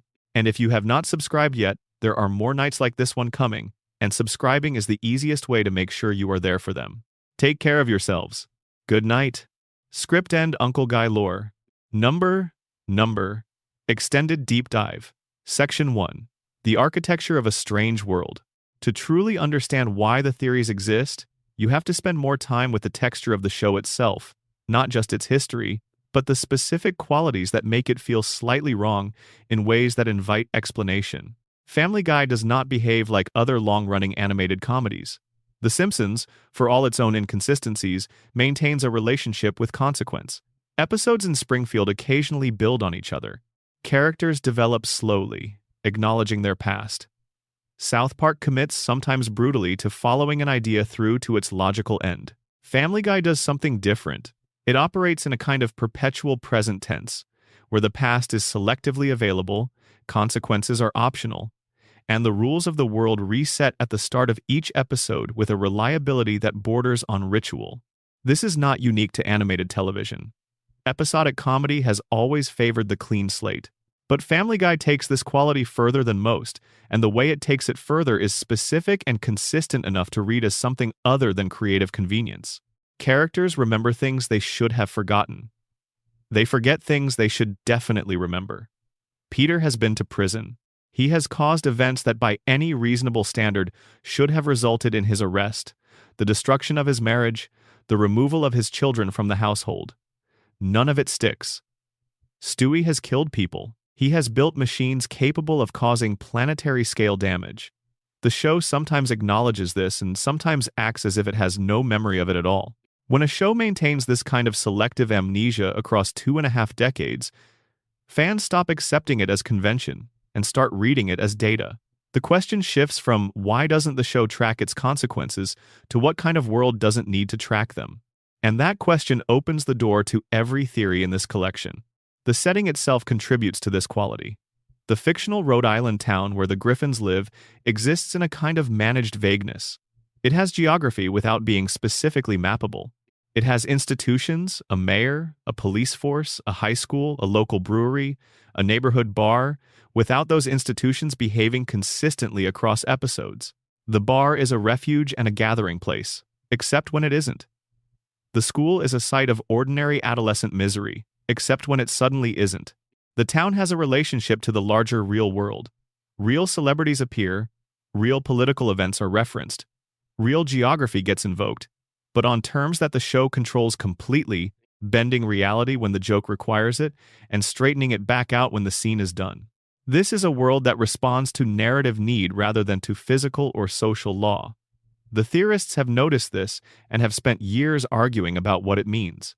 One interpretation is that it is simply the natural condition of long-running animated comedy, which has never been primarily in the business of verisimilitude. The other interpretation is that it means something, that the malleability of this particular world is a feature of its specific nature as a dreamed or constructed or spiritually provisional space, that the rules bend because the person or force generating them has not finished working something out, that each reset is not a creative convenience but a structural necessity for a world that cannot yet afford to resolve. There is also the question of what the show knows about itself. Family Guy has always had a self-aware streak. Characters break the fourth wall. They acknowledge that they are in a television show. They reference the network, the ratings, the writers. In the later seasons, this self-awareness became almost consuming, with entire episodes built around the conceit of the characters reflecting on their own fictional nature. Defenders of the show read this as sophisticated postmodern comedy. Critics of the later seasons read it as a show acknowledging its own problems instead of fixing them. The theorists read it as something else entirely, as evidence. If the characters know they are in a show, then the question of who is running the show, who is generating the narrative, who built the world and continues to maintain it, becomes a real question. Not a rhetorical one, a structural one. The self-awareness of the characters implies an awareness that someone is writing their awareness, and if you follow that chain of implication down far enough, you arrive at the Godchild theory, or the grief dream theory, or any of the others that posit a specific consciousness behind the construction. The show also has an unusual relationship with death. Characters die and come back. Brian Griffin was hit by a car and killed in the episode Life of Brian during the 12th season. The show treated it as a serious, emotional event. The Griffin family mourned. Stewie was devastated. A new dog named Vinny was introduced as Brian's replacement, and the audience was apparently expected to accept this. They did not. The death of Brian Griffin became a national news story. It trended on social media for days. And then, 2 episodes later, Stewie used his time travel device to go back and save Brian before the accident. Brian returned, Vinny never arrived, and the entire arc was undone as cleanly as if it had never happened. The standard critical reading of this is that the show manufactured a fake emotional crisis to boost ratings and then reversed it immediately. That reading is almost certainly correct on a practical level, but the theorists have another way of looking at it. In a world where death does not stay, where even the most permanent of disruptions gets reversed within a month, you are not in a world that operates by ordinary physical laws. You are in a world that is being maintained, actively and deliberately, against entropy. Something is keeping the show running that is not just momentum or contractual obligation. Something is generating the reversals, the resets, the clean slates from inside the logic of the world itself. And whatever is generating them, it wanted Brian back. That detail matters to several of the theories we are going to spend more time with tonight. Remember it. One more structural feature before we move properly into the individual theories. The show's timeline is, by any honest accounting, impossible. Characters age and do not age according to rules that serve the episode, rather than any continuous chronology. Meg was 17 in 1999, and was still approximately 17 in 2024. Stewie was a baby in 1999, and has remained a baby through the show's entire run, while simultaneously attending college, getting married, traveling through time, running military operations, and engaging in relationships with people who are clearly adults. The show occasionally acknowledges the absurdity of this directly, with characters making jokes about never aging or about the passing of time failing to affect them. But acknowledgement is not explanation. The timeline is not just elastic, it is broken. in ways that are too consistent to be accidental and too thorough to be simple carelessness. The theorists have built entire frameworks around this broken timeline. Some of them argue that the time loop theory, which we will get to in Section 6, explains it. Some argue that the grief dream explains it, because the dreamer keeps returning to the same emotional coordinates and time does not accumulate the way it should when you are circling the same loss. Some argue that the purgatory reading explains it, because in a space designed for spiritual reckoning, time is a tool rather than a river, and it does what the design requires. The timeline's brokenness is not incidental to the theories. It is one of the primary sources of them. What is clear, if you look at the show as a whole from a sufficient distance, is that Family Guy has spent 25 years generating exactly the kind of material that fan theory thrives on. Not because the writers have been deliberately seeding mysteries for the audience to solve, though that is not impossible, but because a show this long, this strange, this willing to contradict itself in service of the moment, inevitably accumulates the texture of something that is hiding something. The gaps and inconsistencies and resets and reversals and amnesias pile up over decades until they form a body of evidence that looks less like creative carelessness and more like a coded message that someone with enough patience might eventually decode. We have plenty of time. Let's decode it. Number. Extended Deep Dive Section 2. Inside the Grief Dream. The grief dream theory has a particular kind of emotional architecture that rewards sustained attention. The more time you spend with it, the more details from the show start resolving into evidence, and the more that evidence starts to feel like it carries real weight. Consider the specific nature of Peter's stupidity. In the early seasons, Peter is dim but functional. He holds a job. He navigates social situations with a blundering effectiveness. He loves his family in the specific and somewhat incoherent way that good-hearted people with limited self-awareness sometimes love the people around them. His mistakes are consequential within episodes, but they are the mistakes of someone who is trying and failing, not the mistakes of someone who has fundamentally lost contact with the operational requirements of daily life. The later seasons tell a different story. By season 8 and beyond, Peter's intelligence has declined to a point where the show sometimes asks us to believe that he cannot complete thoughts or sustain attention or understand basic cause and effect in ways that a functioning adult would need to. The official explanation is flanderization, the gradual exaggeration of a character's defining traits to the point of caricature. The grief dream theory offers a different explanation. The dream is deteriorating. The mental state that is generating this world has been under impossible strain for years, and the strain is showing in the coherence of the dream's central character. Peter is getting less real because the mind that made him is getting less stable. The dream holds together, but the resolution is dropping. The details are getting coarser. This also explains something about the humor of the later seasons that critics have consistently noted but rarely framed in quite these terms. The early show had a quality of intelligence at its edges, a sense that the jokes were crafted by people who found specific things funny and understood why. The later show often settles for extremity, for loudness, for the shock of a thing rather than the precision of it.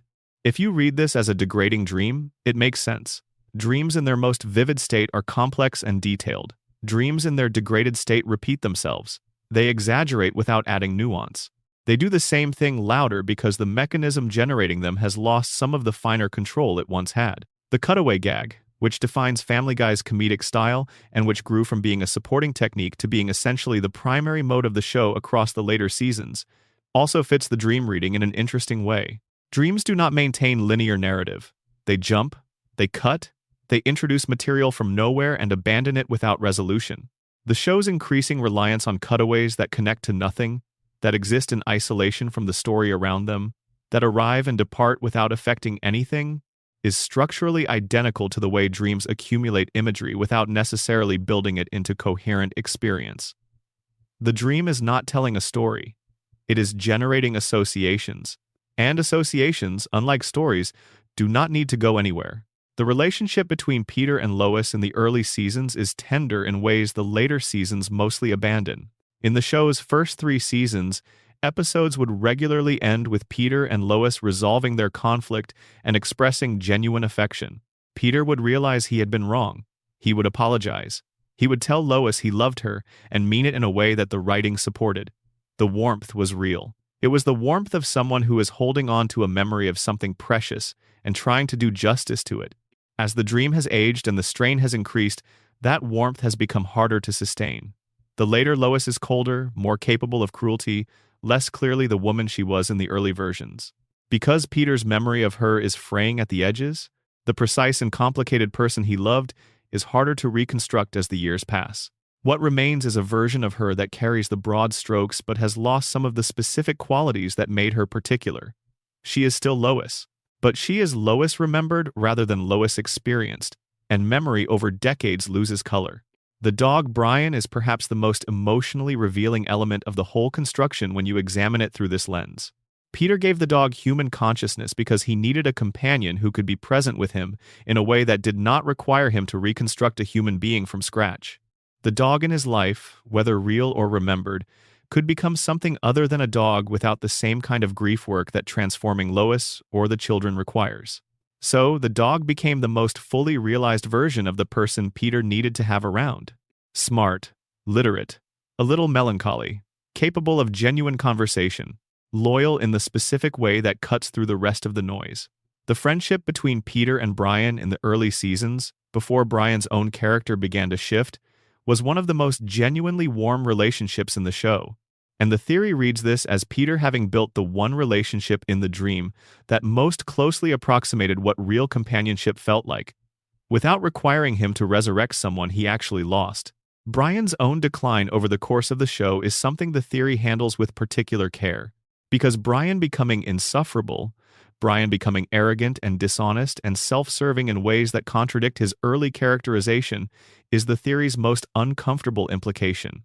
If Brian is Peter's idealized companion, what does it mean that Peter's idealized companion became, across years of the show, actively unpleasant? The theory argues that even the companion is degrading. Even the safest relationship in the dream, the one Peter built with the least grief cost, is starting to collapse under the weight of years. He cannot maintain the ideal version of it indefinitely. And so Brian becomes less ideal and less, until what the show presents is a character who has lost the qualities that made him worth building in the first place, and yet continues to exist because the dreamer has not yet been able to release the dream. The question the theory cannot answer, and the question that gives it its specific emotional weight, is what happens to Peter when the dream finally ends. When whatever room he is in finally goes quiet and whatever is keeping him inside his own mind finally stops? Whether the dream ending would be a death or a waking or something else entirely, the theory does not say. Some of the fans who have extended it suggest that the show's eventual finale, whenever it comes, will contain some echo of this resolution, that Peter will reach something that allows the dream to conclude, that the Griffins will have one final moment of the warmth they used to have before whatever ending comes.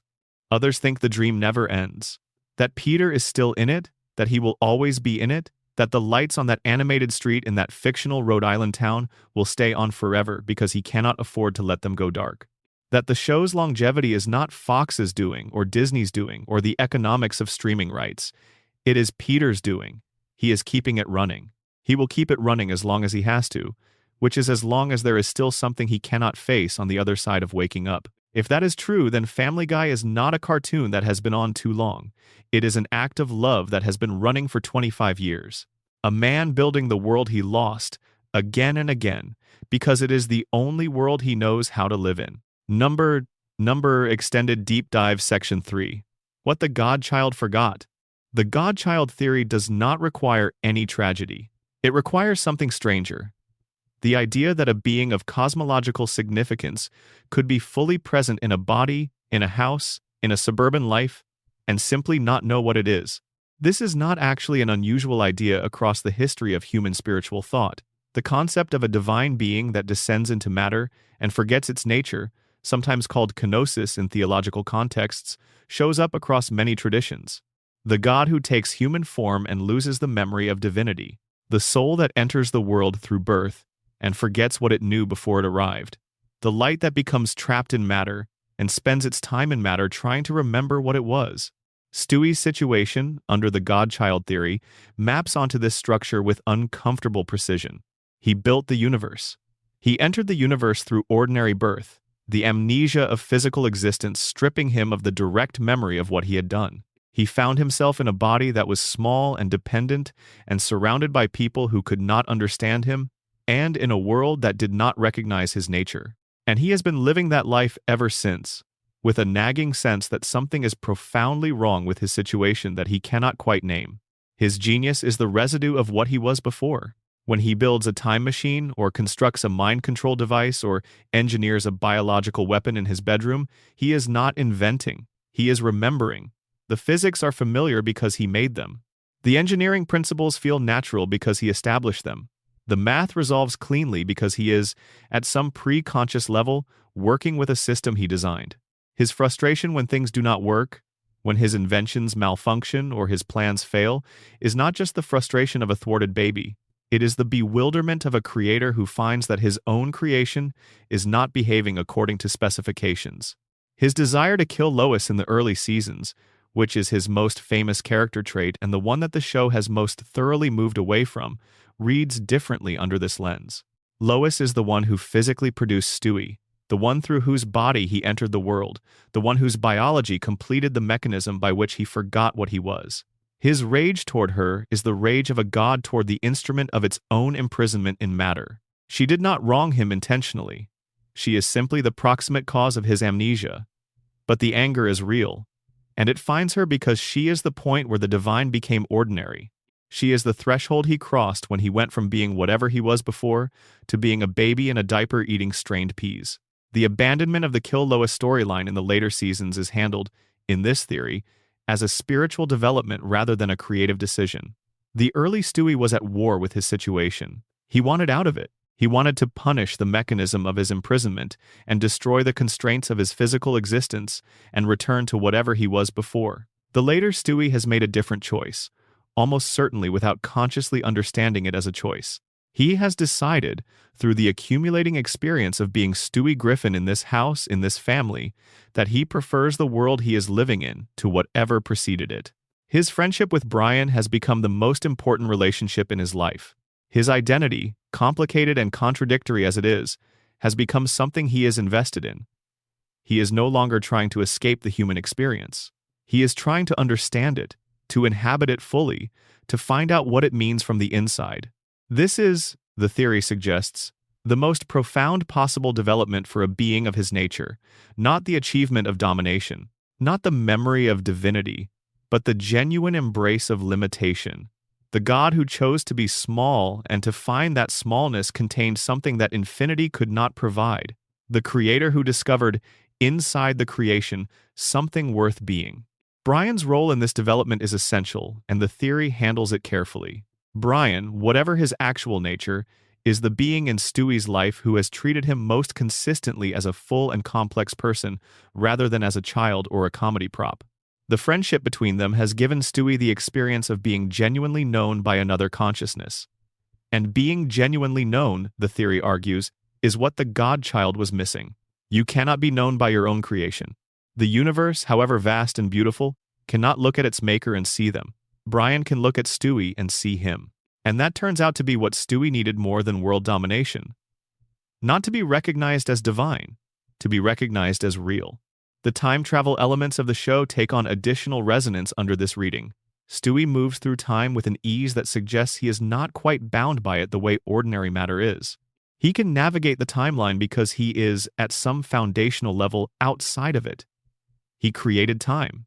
He does not experience it as a river the way humans do. He experiences it more like a space he can move through in multiple directions, which is exactly what his behavior in time travel episodes suggests. He does not just travel to specific moments. He navigates the timeline with an intuitive fluency that goes beyond technology.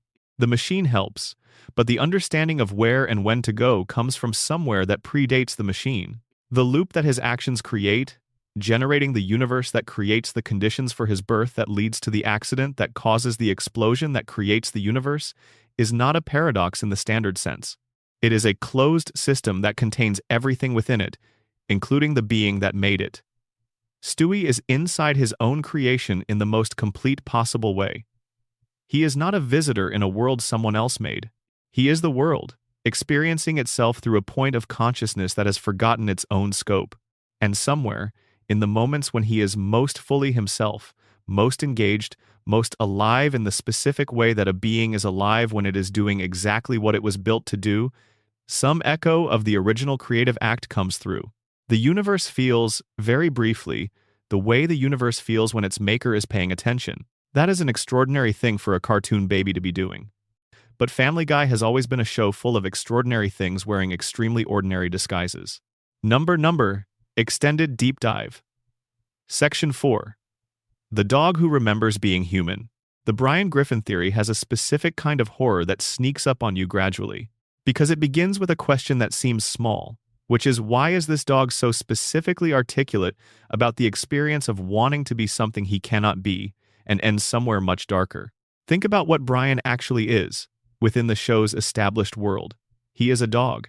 He walks, sometimes on 2 legs and sometimes on 4. He drinks out of a bowl when the show remembers he is a dog, and out of a glass when it forgets. He drives a car. He goes on dates with human women. He writes novels and screenplays and has a column in The New Yorker.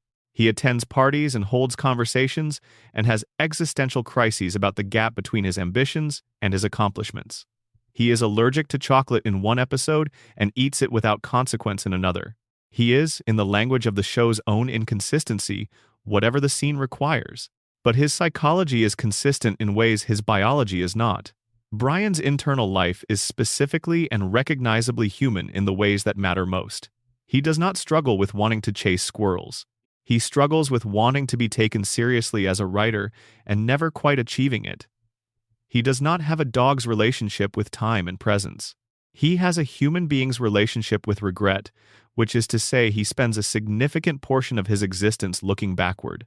He self-medicates with alcohol in a pattern that is recognizably human addiction, the specific cycle of reaching for something that takes the edge off while knowing the edge will be sharper when you come back to it.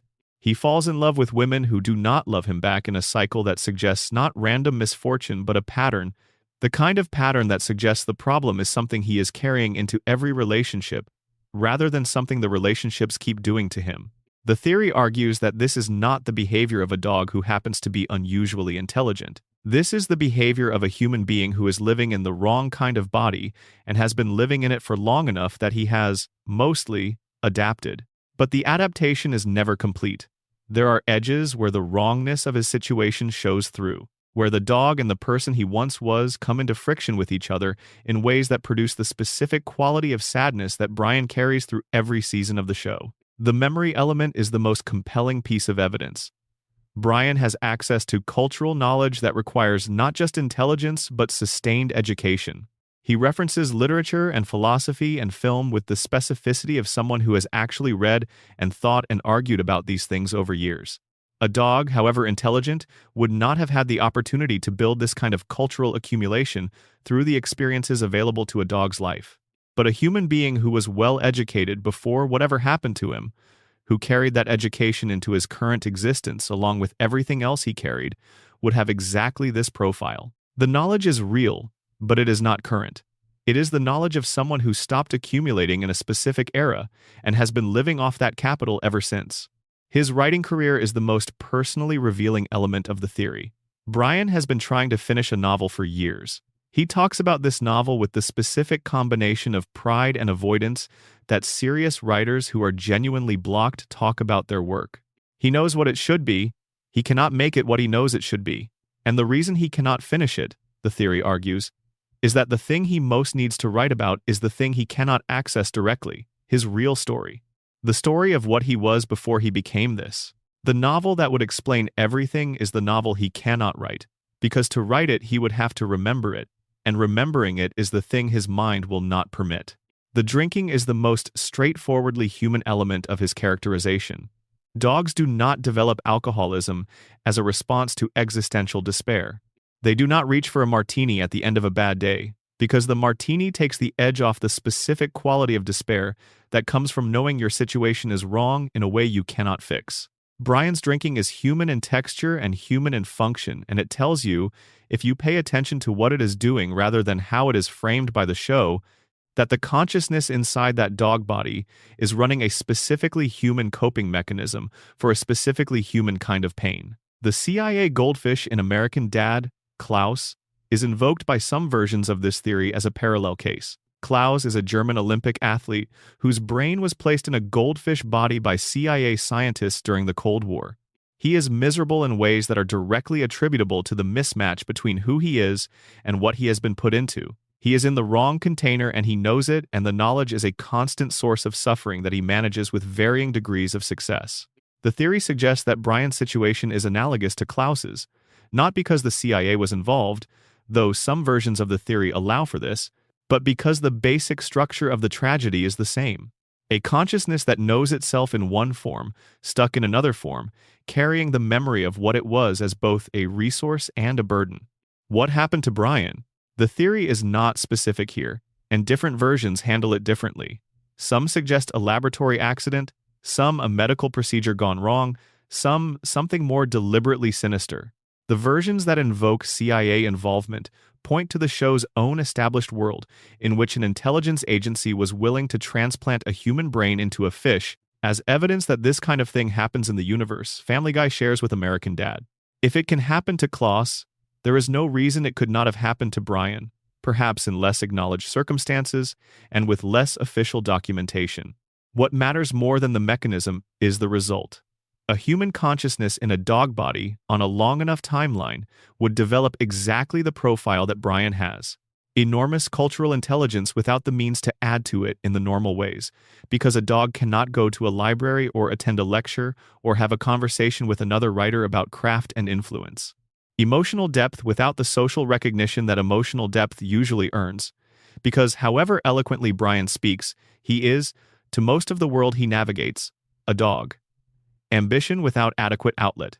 Substance dependency as management. Romantic failure as structural inevitability, because whatever relationships he builds are built on a foundation that is fundamentally incomplete. He cannot tell anyone what he actually is. He may not be able to fully tell himself. The episodes in which Brian is at his worst, most arrogant, most dismissive of the people around him, most prone to the specific kind of cruelty that comes from treating people as less than they are, the theory reads differently from the standard critical interpretation. The standard reading is that these are the result of bad writing, of a character who has been flanderized toward an extreme that contradicts his early nature. The theory's reading is that these are the moments when the human being inside the dog breaks through in the ugliest available direction, the contempt for the limits of his situation turned outward. The frustration of being vastly more complex than his context can accommodate, expressed as superiority over the people who at least fit where they are, even if where they are is ordinary. And then the moments when the early Brian comes back, the kindness, the loyalty, the genuine care for Stewie, the real friendship with Peter before that friendship grew complicated, those are the moments when the person he was gets through cleanly. When whoever he was before is fully present in the dog body, without the frustration getting in the way, those moments are the theory's most compelling evidence, because they are so specifically different from the moments around them that they suggest two distinct sources, two different kinds of consciousness expressing themselves through the same character at different times. Brian is worth mourning as a character because Brian, if the theory is right, is already mourning. He has been mourning for the entire run of the show, quietly, in the space between jokes, in the glass that is always refilling, in the novel that is never quite finished, in the love that never quite lands where he needs it to. Number, Extended Deep Dive, Section 5, Meg and the Weight She Carries. The narrative anchor theory is perhaps the most structurally interesting of all the theories we are examining, because it does not require any specific backstory or any particular cosmological claim. It simply requires a close reading of what Meg actually does in the show, as distinct from what the show says about her. The show says Meg is the worst. It says this constantly. And with apparent conviction. The show says she is unattractive, undesirable, unlucky, unlovable. Other characters say it to her face. The world of the show seems to have arrived at a consensus about her before she walks into most rooms. The consensus is negative and it rarely shifts. This is the surface reading that most viewers accept and that the show has cultivated deliberately across many seasons. But Meg is, episode by episode, the character who most consistently behaves in accordance with the values that the show professes to hold but fails to embody. She shows up. She tries. When the family is in genuine crisis, she is more often than not the one who reaches for a solution rather than adding to the chaos. When Brian and Stewie are at their most self-involved, Meg is frequently the one asking the question that reorients the episode. When Peter's behavior has produced consequences too large for the show's normal reset mechanism to immediately dissolve, Meg is often the one absorbing them, processing them, continuing to function while the people around her are still performing their reactions. This is the narrative anchor, the character who, in structural terms, keeps the story grounded when everything else is attempting to escape into absurdism. Every story needs one. Every collection of extreme personalities needs a point of relative stability that prevents the whole thing from spinning out of reach. In a family that contains a man who routinely violates the laws of physics without consequence, a dog running a very slow-motion human tragedy, a baby who may have caused the universe, and a mother managing the gap between the life she chose and the life she imagined, Meg is the one who operates in something close to reality. She is the one who experiences the show's world as though it has consequences. Because for her, it does. The cruelty she absorbs functions, under this reading, as a pressure release valve for the entire family system. When Peter's behavior produces frustration, shame, anger, anxiety that cannot be directed at Peter because directing those feelings at Peter would require a confrontation the show does not want to have. Those feelings travel down the family hierarchy until they find Meg. She takes them. She absorbs them without retaliating in kind, because retaliating in kind would destabilize the system she is holding together. This is not masochism. It is structural function. She is the one who can take it because she is the one who has been built to take it, and the show cannot function without someone performing that role.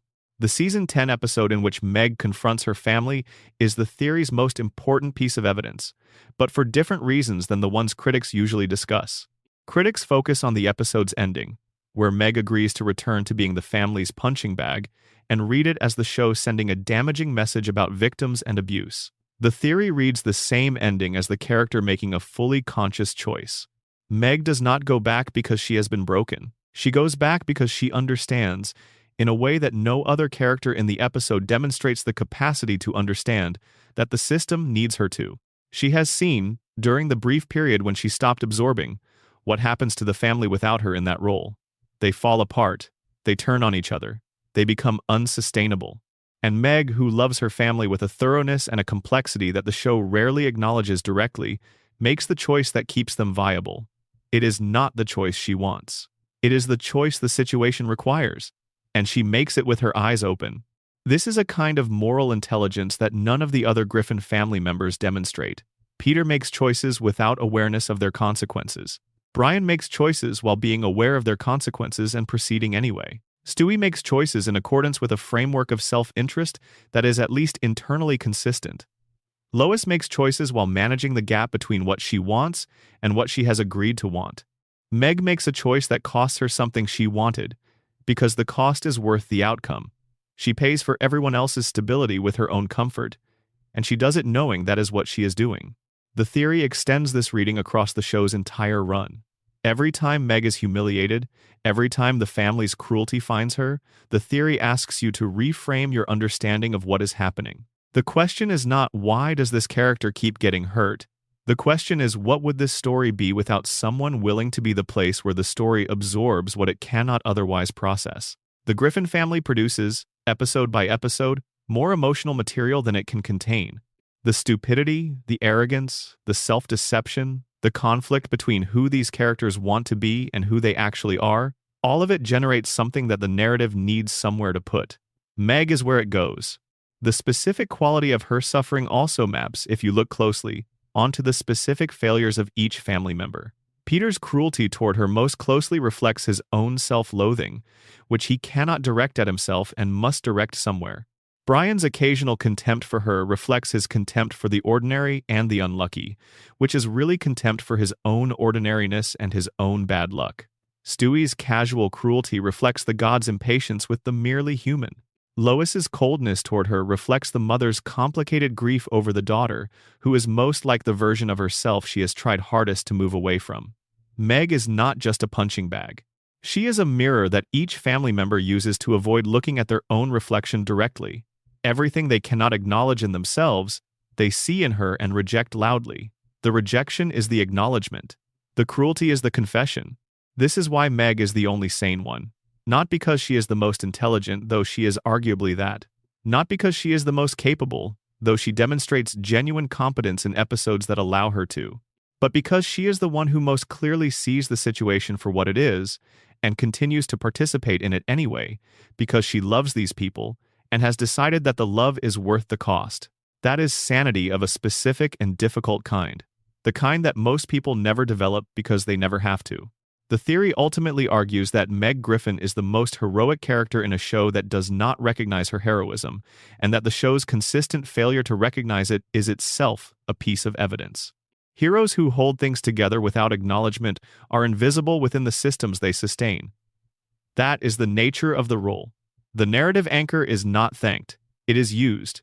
And then, when it briefly stops working, when Meg briefly stops absorbing and the family falls apart, everyone realizes they cannot function without it, and the anchor returns to its position, because that is what anchors do. She will be there next week, and the week after, absorbing what the story generates and keeping the Griffins afloat indefinitely. Number, Extended Deep Dive Section 6, The Mechanics of the Loop. The Stewie Brian time loop theory is the one that most rewards slow reading, because its evidence is distributed across the entire run of the show, and none of it is individually conclusive. You have to hold a lot of episodes in mind simultaneously for the pattern to become visible. But once it is visible, it is very difficult to unsee. The foundational observation is about Stewie's technology. The show has established that Stewie has a time machine. It has also established that Stewie has a return pad, which is a separate device that allows him to lock onto a temporal coordinate and return to it. And it has established, in the episode we discussed in Section 3, that Stewie has been outside the space-time continuum at least once, and that the explosion he caused in that space was the Big Bang. These three pieces of established canon, taken together, suggest something about the nature of the time travel in the show that most viewers have not examined carefully. If Stewie's explosion created the universe, and if Stewie's time travel device allows him to navigate within that universe, then Stewie is navigating a universe that he created through an act of time travel that was itself an accident. The universe is the product of a malfunction. A fight between Brian and Stewie over a machine neither of them was supposed to use outside a controlled setting resulted in the creation of everything. Every event in the show, every person in it, every episode of Family Guy, is the downstream consequence of Brian and Stewie's argument. This means, in the strictest logical sense, that everything that happens in the show only happens because of the relationship between Brian and Stewie. Remove that relationship, or change it sufficiently, and the accident does not occur, the explosion does not happen, the universe does not exist, and no one in it, including Brian and Stewie, has any existence to modify. They are recursively necessary to each other's existence. Brian needs Stewie to exist so that the argument can happen that creates the universe that allows Brian to exist. Stewie needs Brian to exist so that Brian's presence in the machine triggers the malfunction that causes the explosion that creates the universe that allows Stewie to be born. They are each other's creators in the most complete possible sense. The loop does not have a beginning or an end. It is continuous and self-sustaining, and has been running since before time was a thing that applied to anything. The theory then asks what it would mean for both characters to be carrying some non-conscious awareness of this. Not explicit knowledge, they do not remember the loop, they cannot remember it because the memory would require a vantage point outside the loop, which is physically impossible for beings inside it. But a residue? A structural pull. The way two objects with strong gravitational relationships tend toward each other without needing to understand gravity. Brian and Stewie are pulled toward each other by the fact that the universe requires their relationship. Every time they separate, something draws them back. Every time the show puts them in opposition, something eventually resolves that opposition and returns them to partnership. This is not because the writers always knew what they were doing. It is because the loop requires it. The universe maintains the relationship that made it because the relationship is what the universe is built on. This also explains the show's otherwise puzzling commitment to the Brian-Stewie dynamic, even as both characters were developed in directions that made the dynamic harder to sustain. Brian became less sympathetic. Stewie became less dangerous. The reasons to keep them together became less obvious as both characters drifted from their original characterizations. And yet the show kept returning to them, kept finding new formats for their partnership, kept making it work even when the individual characters were at their least engaging. The loop is what keeps them together. The universe insists on them. The time travel episodes, of which there are many across the show's run, all involve Stewie or Brian or both navigating the timeline in ways that change things and then change them back. The show's relationship with consequence in time travel is as loose as its relationship with consequence in everything else. Changes happen, realities shift, the timeline fractures, and then somehow everything is restored to the approximate version of itself that the show requires. The loop theory explains this restoration. The timeline wants to remain the version that leads to the Big Bang accident. Every deviation from that timeline eventually gets corrected because the universe, which was created by the accident, has a structural preference for the conditions that allow the accident to occur. It is not just restoring the status quo out of narrative convention. It is actively protecting the conditions of its own creation. Brian's death and resurrection, which we discussed earlier as a rating stunt from the production side, reads under the loop theory as something structurally necessary. Brian cannot remain dead because the universe requires his existence to remain coherent. The accident that created everything required Brian and Stewie to be present in the machine together. If Brian is dead, the accident cannot happen, the universe is not created, and everything retroactively ceases to exist. The universe does not allow this. Stewie's time travel to save Brian is not just an act of friendship, however much it reads as one. It is the universe correcting an error in its own timeline. It is the loop protecting itself. Every episode in which Stewie and Brian are in genuine conflict, in which the relationship seems threatened, ends with the relationship restored. This is so consistent across the show's run that it barely registers as remarkable anymore. Of course they made up. They always make up. The loop ensures it. They cannot stay separated because the universe cannot exist if they do. The emotional resonance of the theory beyond its structural elegance is significant. Two beings who are continuously, invisibly, pre-consciously bound to each other by the fact that their relationship is the foundation of all existence, who keep finding each other across seasons and storylines and character evolutions and reversals, who cannot stay apart no matter how bad things get between them, who have been making the universe happen together since before time existed. That is one of the more remarkable love stories in television, accidentally embedded in a comedy about a man who regularly injures himself in absurd ways. Number Extended Deep Dive Section 7.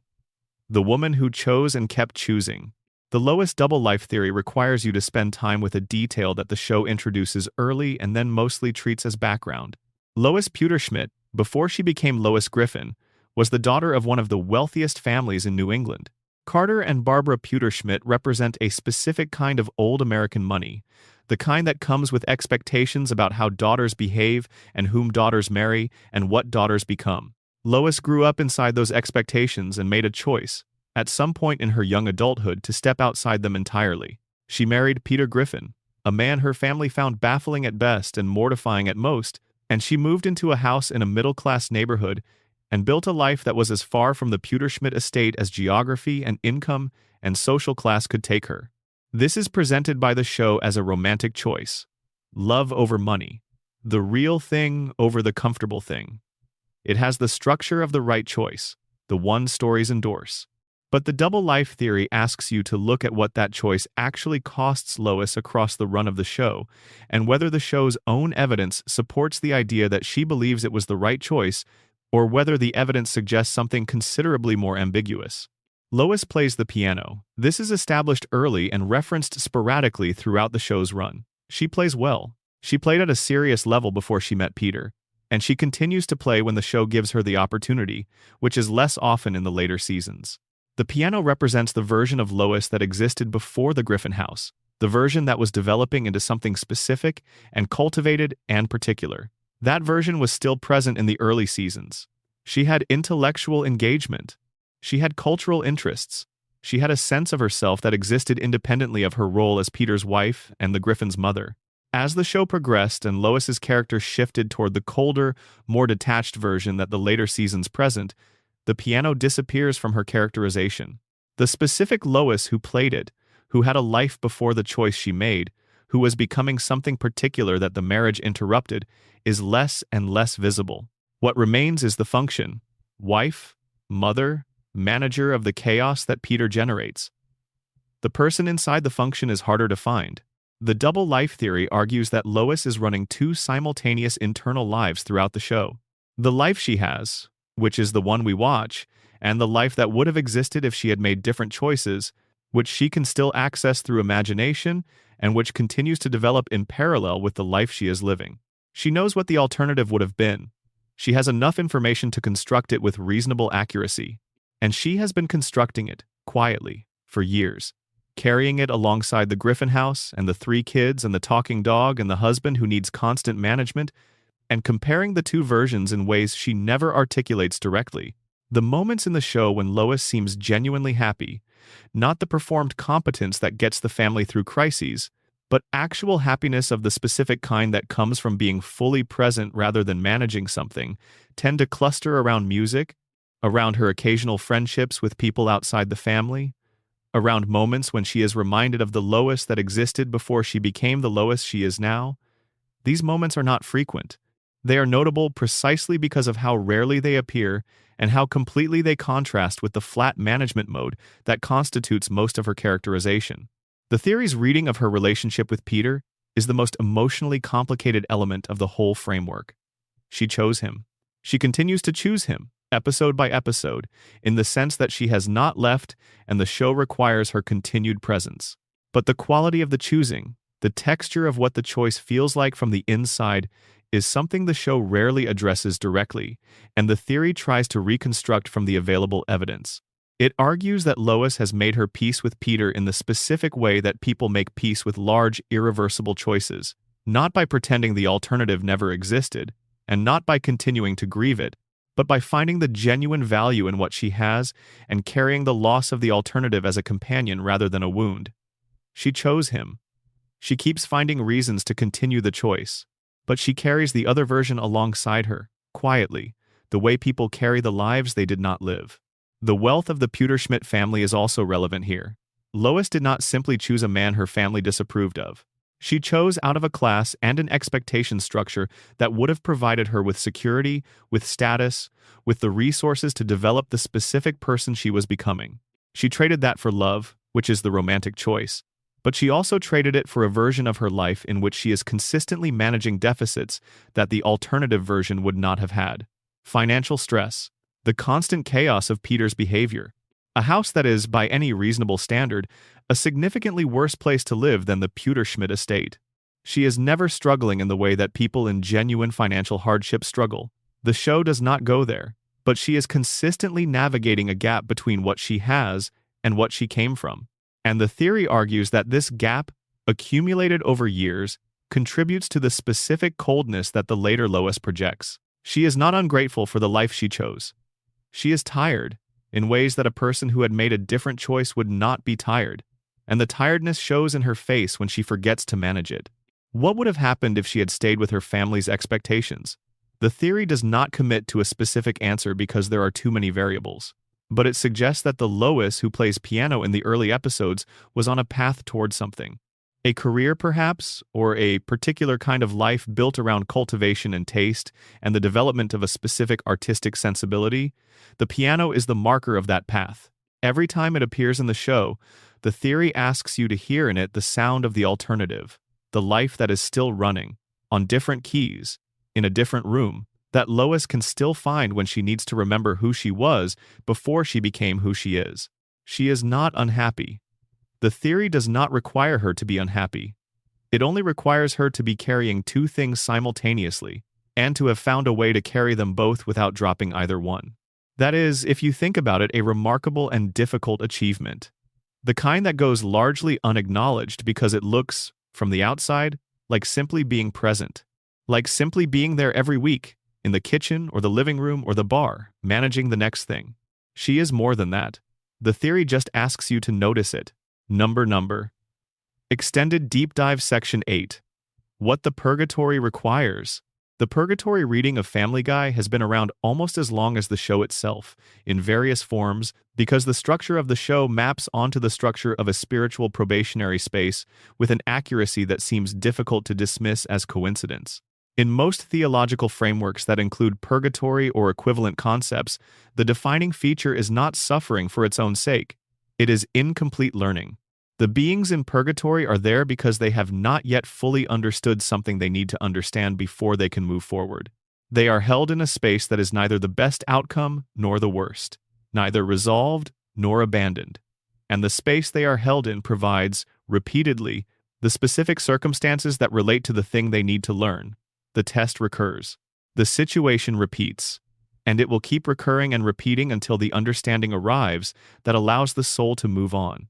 The Griffin family, the theory argues, is in exactly this situation. The specific thing they cannot yet learn varies by character. Peter cannot learn to consistently put others before himself in the moments when it costs him something real. Lois cannot learn to be fully honest about what she wants rather than managing everyone else's wants while suppressing her own. Meg cannot learn to advocate for herself without withdrawing the advocacy when it causes disruption, which she has not yet been able to maintain against the pressure the family generates. Chris cannot learn to take himself seriously as a thinking being rather than accepting the diminished version of himself that his family's expectations have produced.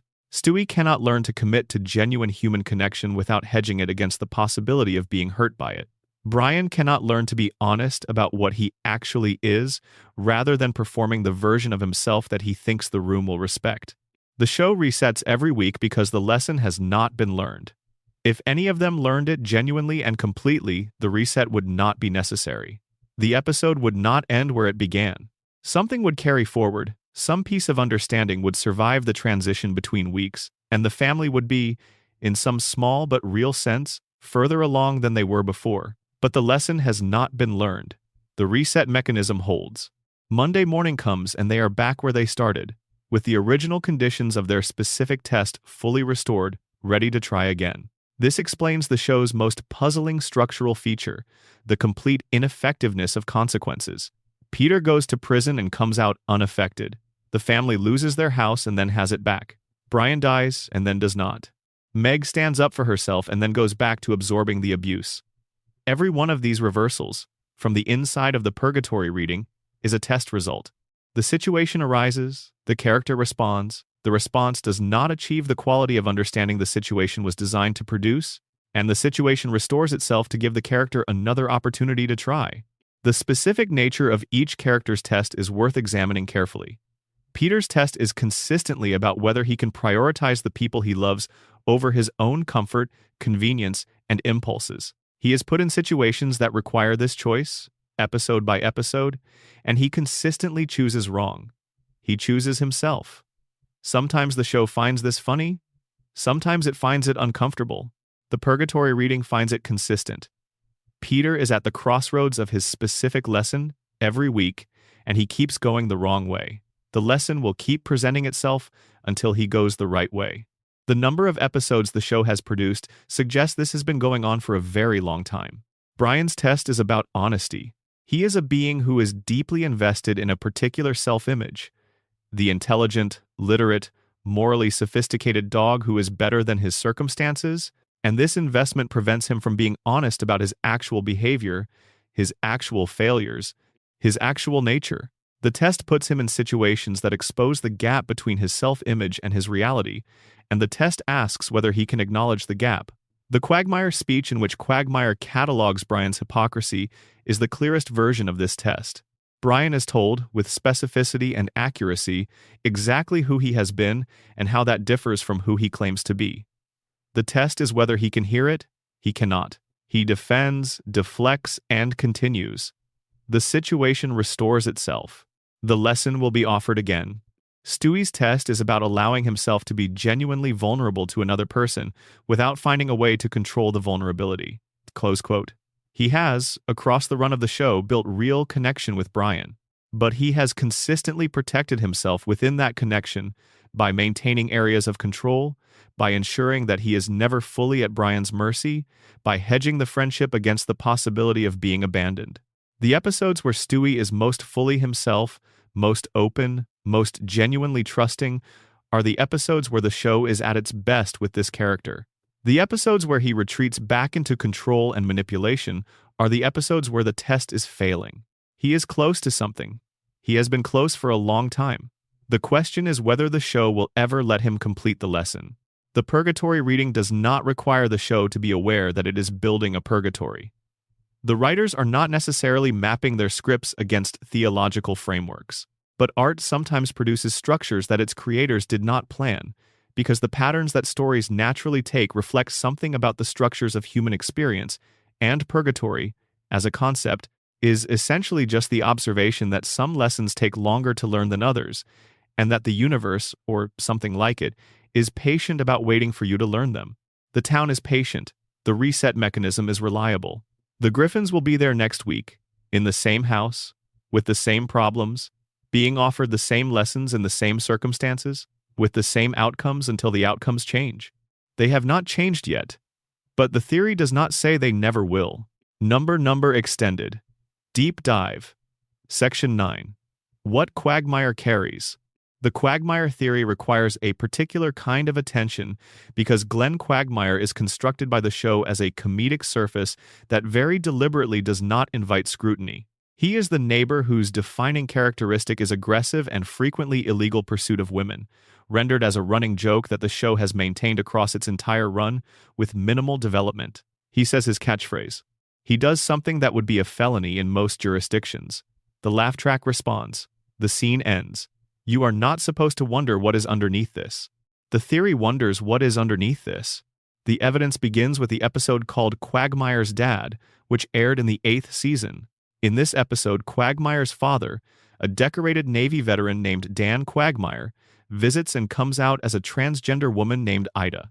The episode handles this with the specific mixture of attempted tenderness and reflexive comedy that the show typically applies to subjects it has not fully worked out how to address. But within the episode, there is a moment that the theory treats as central. Quagmire's reaction to learning his father's truth is not comedic, or not primarily. It is genuine distress.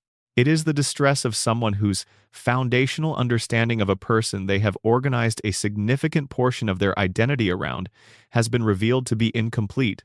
Quagmire's relationship with his father is the episode's real subject. Dan Quagmire was a military man who presumably embodied a specific set of values around masculinity, toughness, and dominance that are visible in Quagmire's own behavior throughout the series.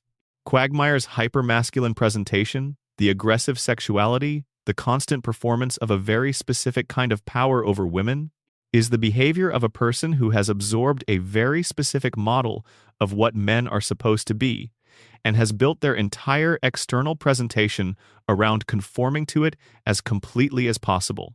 The theory argues that Quagmire's behavior is not actually about desire, it is about fear. The specific fear of a person who does not fully trust their own identity to hold up under scrutiny and has constructed, in response, an impenetrable performance of a kind of masculinity that nobody questions because it is so extreme as to function as its own deflection. You do not ask whether Quagmire is hiding something, because Quagmire is so aggressively, relentlessly, cartoonishly male that the question does not seem to arise. That is the point. The performance is designed to make the question impossible. His relationship with women, which the show frames as predatory comedy, the theory reads as misdirected yearning.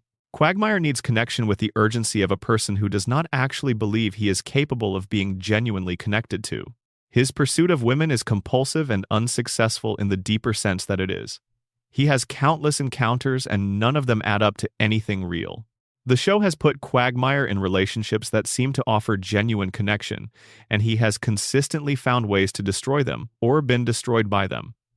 He cannot sustain the thing he is most urgently pursuing, because what he is pursuing is not what he appears to be pursuing. What he is pursuing is a way to feel that he exists, that he is real, that he is the person his performance says he is. And sex, framed as conquest and accumulation, is the pursuit he has found that most efficiently produces that feeling in the short term. It does not produce it in the long term. Nothing produces it in the long term until the person doing the pursuing is honest about what they actually need. The speech Quagmire delivers to Brian in the episode Jerome is the New Black is the theory's most important piece of evidence, but for a different reason than most readings identify. In that speech, Quagmire catalogs Brian's failings with a precision and a moral clarity that does not fit easily into Quagmire's established character as the show has mostly built it. A man who commits sexual assault as a punchline is not, by any obvious logic, the one who delivers the show's most pointed moral critique of another character's hypocrisy and self-delusion. Yet Quagmire delivers exactly that critique, accurately and without apparent self-awareness of its irony. The theory reads this as a moment of genuine transparency. Quagmire can see Brian's act, the performance of sophistication over a reality of selfishness and self-deception, because he is running the same kind of act. He recognizes it from the inside. He knows what a performance looks like because he is performing constantly. And in that moment of recognition, he says everything that needs to be said, with the clarity of a person who has the information he needs because he is living the same problem in a different register. The tragedy of Quagmire, if the theory is right, is that this moment of transparency leads nowhere. He does not apply the critique to himself. He cannot afford to, because applying it to himself would require dismantling the performance that he has built his entire identity on. And without the performance, he does not yet know what is underneath. He has been performing so long that the question of who he is without the performance is genuinely terrifying. So he keeps the performance and delivers his critique of Brian and returns to his house and continues exactly as before. The theory does not resolve Quagmire. It does not give him a moment of reckoning or an arc towards something better. It simply says, look at this person more carefully. He is more than the joke. He has been more than the joke for 25 years, and the show has never had the courage or the interest to fully acknowledge it. The joke is easier. The performance is more comfortable. The laugh track is waiting. So Quagmire keeps saying the catchphrase, and the neighborhood keeps accepting the performance, and nobody asks what is underneath it. The theory asks. It does not always get an answer, but the asking is enough to change how you watch him. Number Extended. Deep Dive Section 10. The Perfect Audience. The show within a show theory is the most formally playful of all the theories we have discussed, and also the one that most rewards thinking about what it would mean to take it seriously. American Dad is, by now, widely considered to be the superior show of the two. This was not always the consensus. For years it was dismissed as a lesser companion piece, and also ran in the same creator's catalog, something people watched because it aired after Family Guy rather than because they specifically sought it out. The shift in critical opinion happened gradually, around seasons 3 and 4 of American Dad, when the show began doing something that Family Guy was simultaneously moving away from, telling stories that had actual consequences, developing characters over time, letting the emotional stakes of an episode build and resolve, rather than cutting away from them at the moment of payoff. The theory begins by noting that the characters of American Dad watch television. The Smith family house has a television in it. The characters watch shows on that television, the way characters in any domestic sitcom do. The theory simply asks, what do they watch? And then, in one of those moments where a fan theory discovers a genuine piece of evidence that the show did not necessarily put there intentionally, but which functions as evidence regardless of intent, the theory points to a specific visual detail. In certain scenes in the Smith house, the television in the background is playing what appears to be a Family Guy episode. The detail is brief, it is background, it requires the kind of attentive, frame-by-frame watching that digital video has made possible in ways that broadcast television never anticipated, but it is there. If it is there, then Family Guy is a show that exists within the American Dad universe. It is content. It is something the characters of American Dad can watch for entertainment. And this framing changes the nature of both shows in specific and interesting ways. American Dad runs without cutaway gags, as we have discussed. It tells stories that proceed from scene to scene in logical sequence, that build consequences, that track character development. It is, in structural terms, a show that is taking the world it depicts seriously. Family Guy, if it is that world's television programming, is by contrast a show built on cutaways, on jokes that exist outside any story, on characters who do not develop and consequences that do not stick. It is entertainment designed for an audience that wants to be distracted rather than engaged, which is, arguably, what television has always been, and which would make Family Guy the show's show, the entertainment within the entertainment, the thing you watch when you want to stop thinking rather than the thing that asks you to keep thinking. The meta implications extend further. If the people of American Dad's world can watch Family Guy, then the characters of American Dad can, on some level, know the Griffins. They can have opinions about them. They can watch Peter make decisions and find them funny or appalling, or both. They can watch Brian's decline across seasons with the specific kind of sympathy or frustration that audiences feel for fictional characters they have been following for years. The Griffins are, in American Dad's world, what they are in ours: familiar, beloved by some, irritating to others, always there when you turn on the television. Roger the Alien's persona system, which we touched on in Section 12 of the main script, becomes relevant here. Roger has the ability to become an entirely different character, with different names and backstories and social contexts. Some of these personas appear to watch a lot of television. Some of them seem to have absorbed large quantities of animated comedy. The theory suggests that some of Roger's stranger personas, the ones that feel least like the Roger underneath them, might be built partly from material he absorbed from Family Guy. That some of the Griffins have, in a strange, sideways sense, ended up living in Roger, translated into performance, and deployed in situations they never anticipated being deployed in. This is the theory's most fanciful extension, and it is worth acknowledging as such. But the core of the theory, the idea that Family Guy is television within American Dad's universe, has a structural cleanness that is hard to dismiss entirely. It explains why American Dad's characters are more developed, why the consequences in that show actually stick, why the stories feel more complete. They are the real world, or the world that functions as real within the fiction. And it explains why Family Guy's characters do not develop, why nothing sticks, why the stories keep resetting. They are the entertainment. They are what you watch when you do not want the real world's texture. They are the cartoon within the cartoon, and the fact that we are watching them means we are, in some sense, looking at them through the Smiths' television screen. The families know each other in ways that the show's official crossover episodes have formalized, but that the theory suggests predated those crossovers by many seasons. The Griffins' world and the Smiths' world are connected, not as parallel universes, but as nested ones. One family lives in the world that contains the television. The other family is on the television, and the boundary between them is as permeable as a screen. Number Extended Deep Dive Section 11, The Balance and Its Breaking. The Cleveland displacement theory asks a question that most analyses of Family Guy skip over because it seems too obvious to be interesting. What happened to the show's emotional balance when Cleveland Brown left? Cleveland was a founding member of the group. He was present from the first episode in the bar with Peter and Quagmire and Joe, and he occupied a specific and non-trivial role in the group's emotional ecosystem. He was the calm one. Not calm in the way that Joe is stoic, which is a kind of toughness masquerading as calm. Cleveland's calm was genuine and warm and grounded. He was the one who could be in the room when the situation became uncomfortable without needing to either escape it or escalate it. He absorbed tension with a placidity that the other three members of the group could not consistently provide.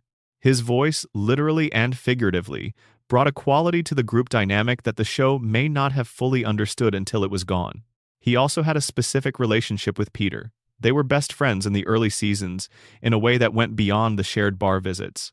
There was a real fondness between them, the kind that involves knowing someone well enough to find them funny without finding them exhausting, and liking them anyway when you do find them exhausting. Cleveland could tell when Peter was about to do something catastrophic, and his response was never to panic or to lecture. It was to remain calm and to stay in Peter's vicinity in case the situation needed managing after the catastrophe completed. That quality of faithful, amused, genuinely loving presence was something the show built between them carefully in its early years. When the Cleveland show launched in 2009, and Cleveland's character was relocated to an entirely new series, the bar group lost 1/4 of its foundation. The official explanation, within the show's world, was that Cleveland moved away with his new wife Donna. From the production side, the move was a creative expansion, an attempt to give Cleveland a vehicle of his own. From the theory's perspective, it was a removal of a stabilizing element whose function the show did not fully appreciate until after it was removed. The Peter of seasons 1 through 3, while foolish and capable of enormous damage, was someone whose behavior was modulated by the presence of his friends. Cleveland's specific influence, his calm, his fondness for Peter, his willingness to stay in the room when the room was difficult, had an effect on how Peter's episodes resolved. Things did not have to get as bad as they later got, because there was someone in Peter's immediate social environment who could absorb some of the chaos before it fully expressed itself. After Cleveland's departure, that function had nowhere to go. Joe is not equipped for it. Joe's own storylines grew increasingly painful after Cleveland left. His disability became more of a punchline. His marriage deteriorated more visibly. His own position within the group seemed to shift from respected member to object of the group's more uncomfortable comedy. Quagmire's behavior, without Cleveland's stabilizing presence to provide contrast, became more extreme in the directions the show found easiest to mine for comedy.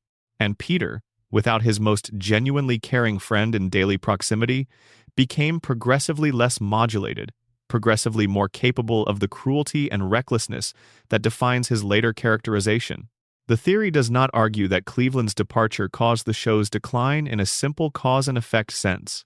It argues that Cleveland's departure removed one of the structural supports that had been helping the show hold its shape, and that once the support was removed, things that had been held in place began to shift in the directions they had always been inclined to shift, only now without the resistance that the support had been providing. There is a parallel here to what happened with Seth MacFarlane's own departure from active creative oversight, which we have discussed separately.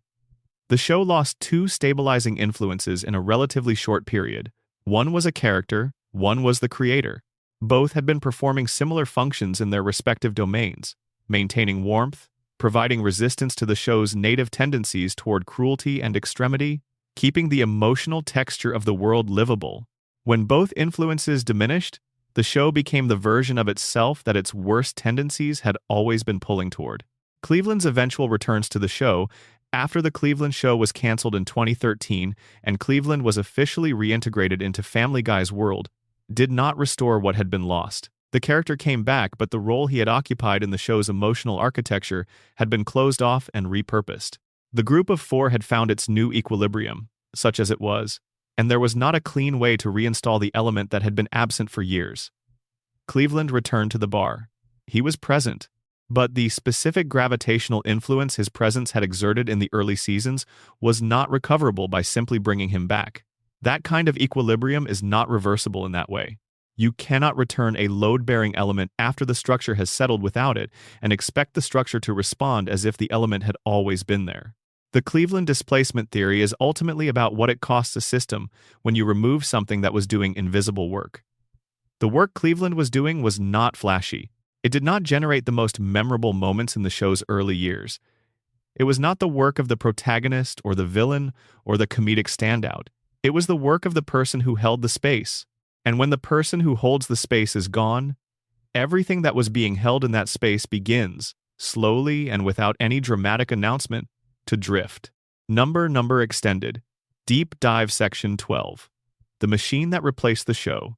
The Fox broadcasting theory deserves more attention than it typically gets in fan conversations, which tend to focus on characters and narratives rather than on the institutional structures that determine what kinds of characters and narratives can exist. But those structures are worth examining carefully, because the changes to Family Guy across 25 years are not fully explicable by reference to character decisions alone. The show changed because the conditions under which it was produced changed, and those conditions were shaped by forces operating well above the level of individual creative choices. Fox has a complicated history with Family Guy that the theory treats as a relationship rather than a series of unrelated business decisions. The network canceled the show twice, scheduling it in ways that made the first two cancellations almost inevitable. It brought the show back when commercial evidence demonstrated the error of the cancellations, and then it proceeded, over the following 2 decades, to maintain a relationship with the show's creator that became progressively more strained until the creator was publicly comparing it to a failing marriage and signing major deals with competing networks. The theory's argument is that Fox's approach to Family Guy has been consistent throughout. The network has always understood Family Guy primarily as a commercial property rather than as an artistic project, and every significant decision it has made about the show has been driven by that understanding. The cancellations were commercial decisions based on inadequate ratings. The revival was a commercial decision based on demonstrated audience demand. The continued renewal of the show despite ratings declines that would have ended most network programs is a commercial decision based on the show's value in syndication and streaming and merchandise. The move from Sunday nights to Wednesday nights, which represented a significant demotion in the show's perceived value to the network's primetime lineup, was a commercial decision about where the show's diminished audience could most efficiently be accommodated. None of these decisions are evil in the sense of being intentionally destructive. They are institutional decisions made by people operating within institutional logic. But the cumulative effect of institutional logic, applied to an artistic project over 25 years, is the gradual replacement of artistic considerations by commercial ones, in ways that change what the show is allowed to be and what kinds of stories it tells, and what kinds of characters it develops.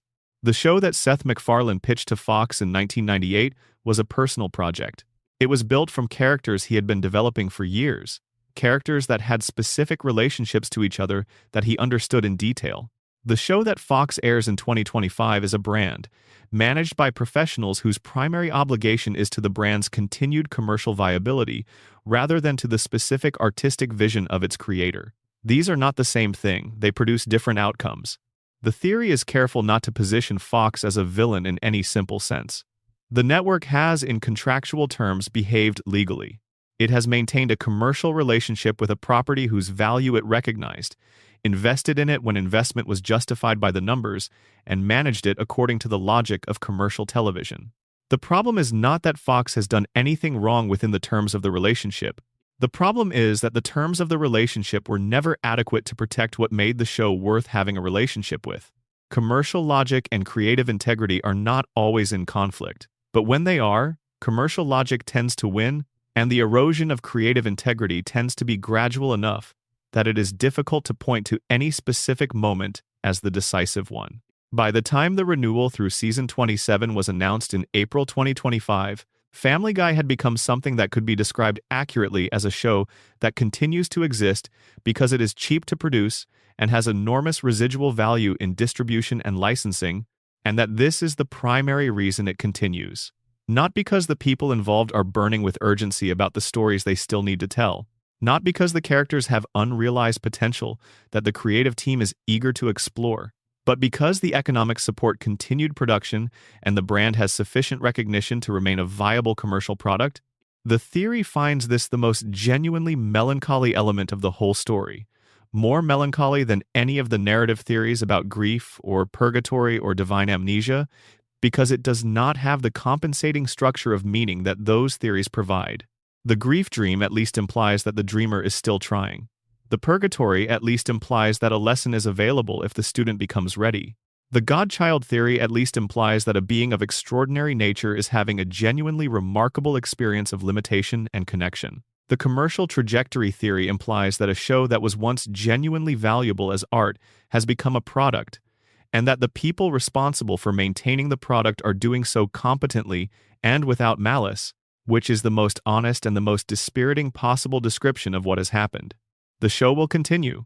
The Griffins will be there next week and the week after, and through the 2028 to 2029 season and possibly beyond. They will do things and reset and do them again. Brian will drink. Peter will fall.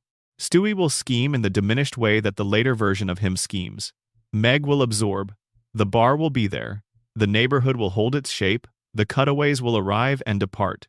And the person watching will either find in it what they found in it before, or they will find something less than that, and the gap between what they found and what they were hoping to find will be, in some quiet and specific way, the measure of what the machine has replaced. The machine keeps the lights on. The lights are still on. That is, perhaps the most that can honestly be said. Number. A final word on what the theories are really doing. There is one more thing worth saying before we close, and it is about the theories themselves, rather than about any specific one of them. Fan theory, as a practice, gets dismissed sometimes as the overinterpretation of entertainment. People watch a cartoon, they build elaborate frameworks around it, and the response from the skeptic is that these are just jokes, that the writers were not thinking about purgatory or grief loops or cosmological closed systems when they were breaking the story for episode 4 of season 11 on a Tuesday in Burbank. And the skeptic is probably right about the intent. Most of the time, the writers were just trying to make something funny. Most of the inconsistencies in Family Guy are the product of deadline pressure and rotating writing staff and 25 years of accumulated creative decisions made by hundreds of different people who were not always reading each other's work carefully. The gaps in the show are mostly just gaps, but here is what the theories are actually doing, underneath the argument about intent. They are an act of sustained attention towards something that gave people something real. The early seasons of Family Guy gave a specific generation of viewers something they recognized and something they did not expect to find in a cartoon about a ridiculous family. A sense that the world was strange and funny and sometimes painful in ways that were worth examining together. A sense that the chaos of everyday life, the stupid decisions and the love that persisted through them, and the reset that came on Monday morning, was something worth spending time with. And that sense has proven durable enough that people are still spending time with it 25 years later, building theories, looking for what the show was trying to say underneath what it was saying, finding it worth the effort of close attention even when the show itself has sometimes stopped rewarding close attention. That is what the theories are. They are a record of affection. They are what it looks like when something matters enough to examine. And whether or not any specific theory is right, whether Peter is dreaming or Stewie is a god or Meg is holding everything together from underneath, the fact that people have spent years asking these questions is itself the most meaningful thing in this entire collection. The lights are still on. The Griffins are still there. And as long as people are still asking what it all means, the show is still doing, in some imperfect and roundabout and occasionally frustrating way, the thing it was built to do. That is enough. Good night.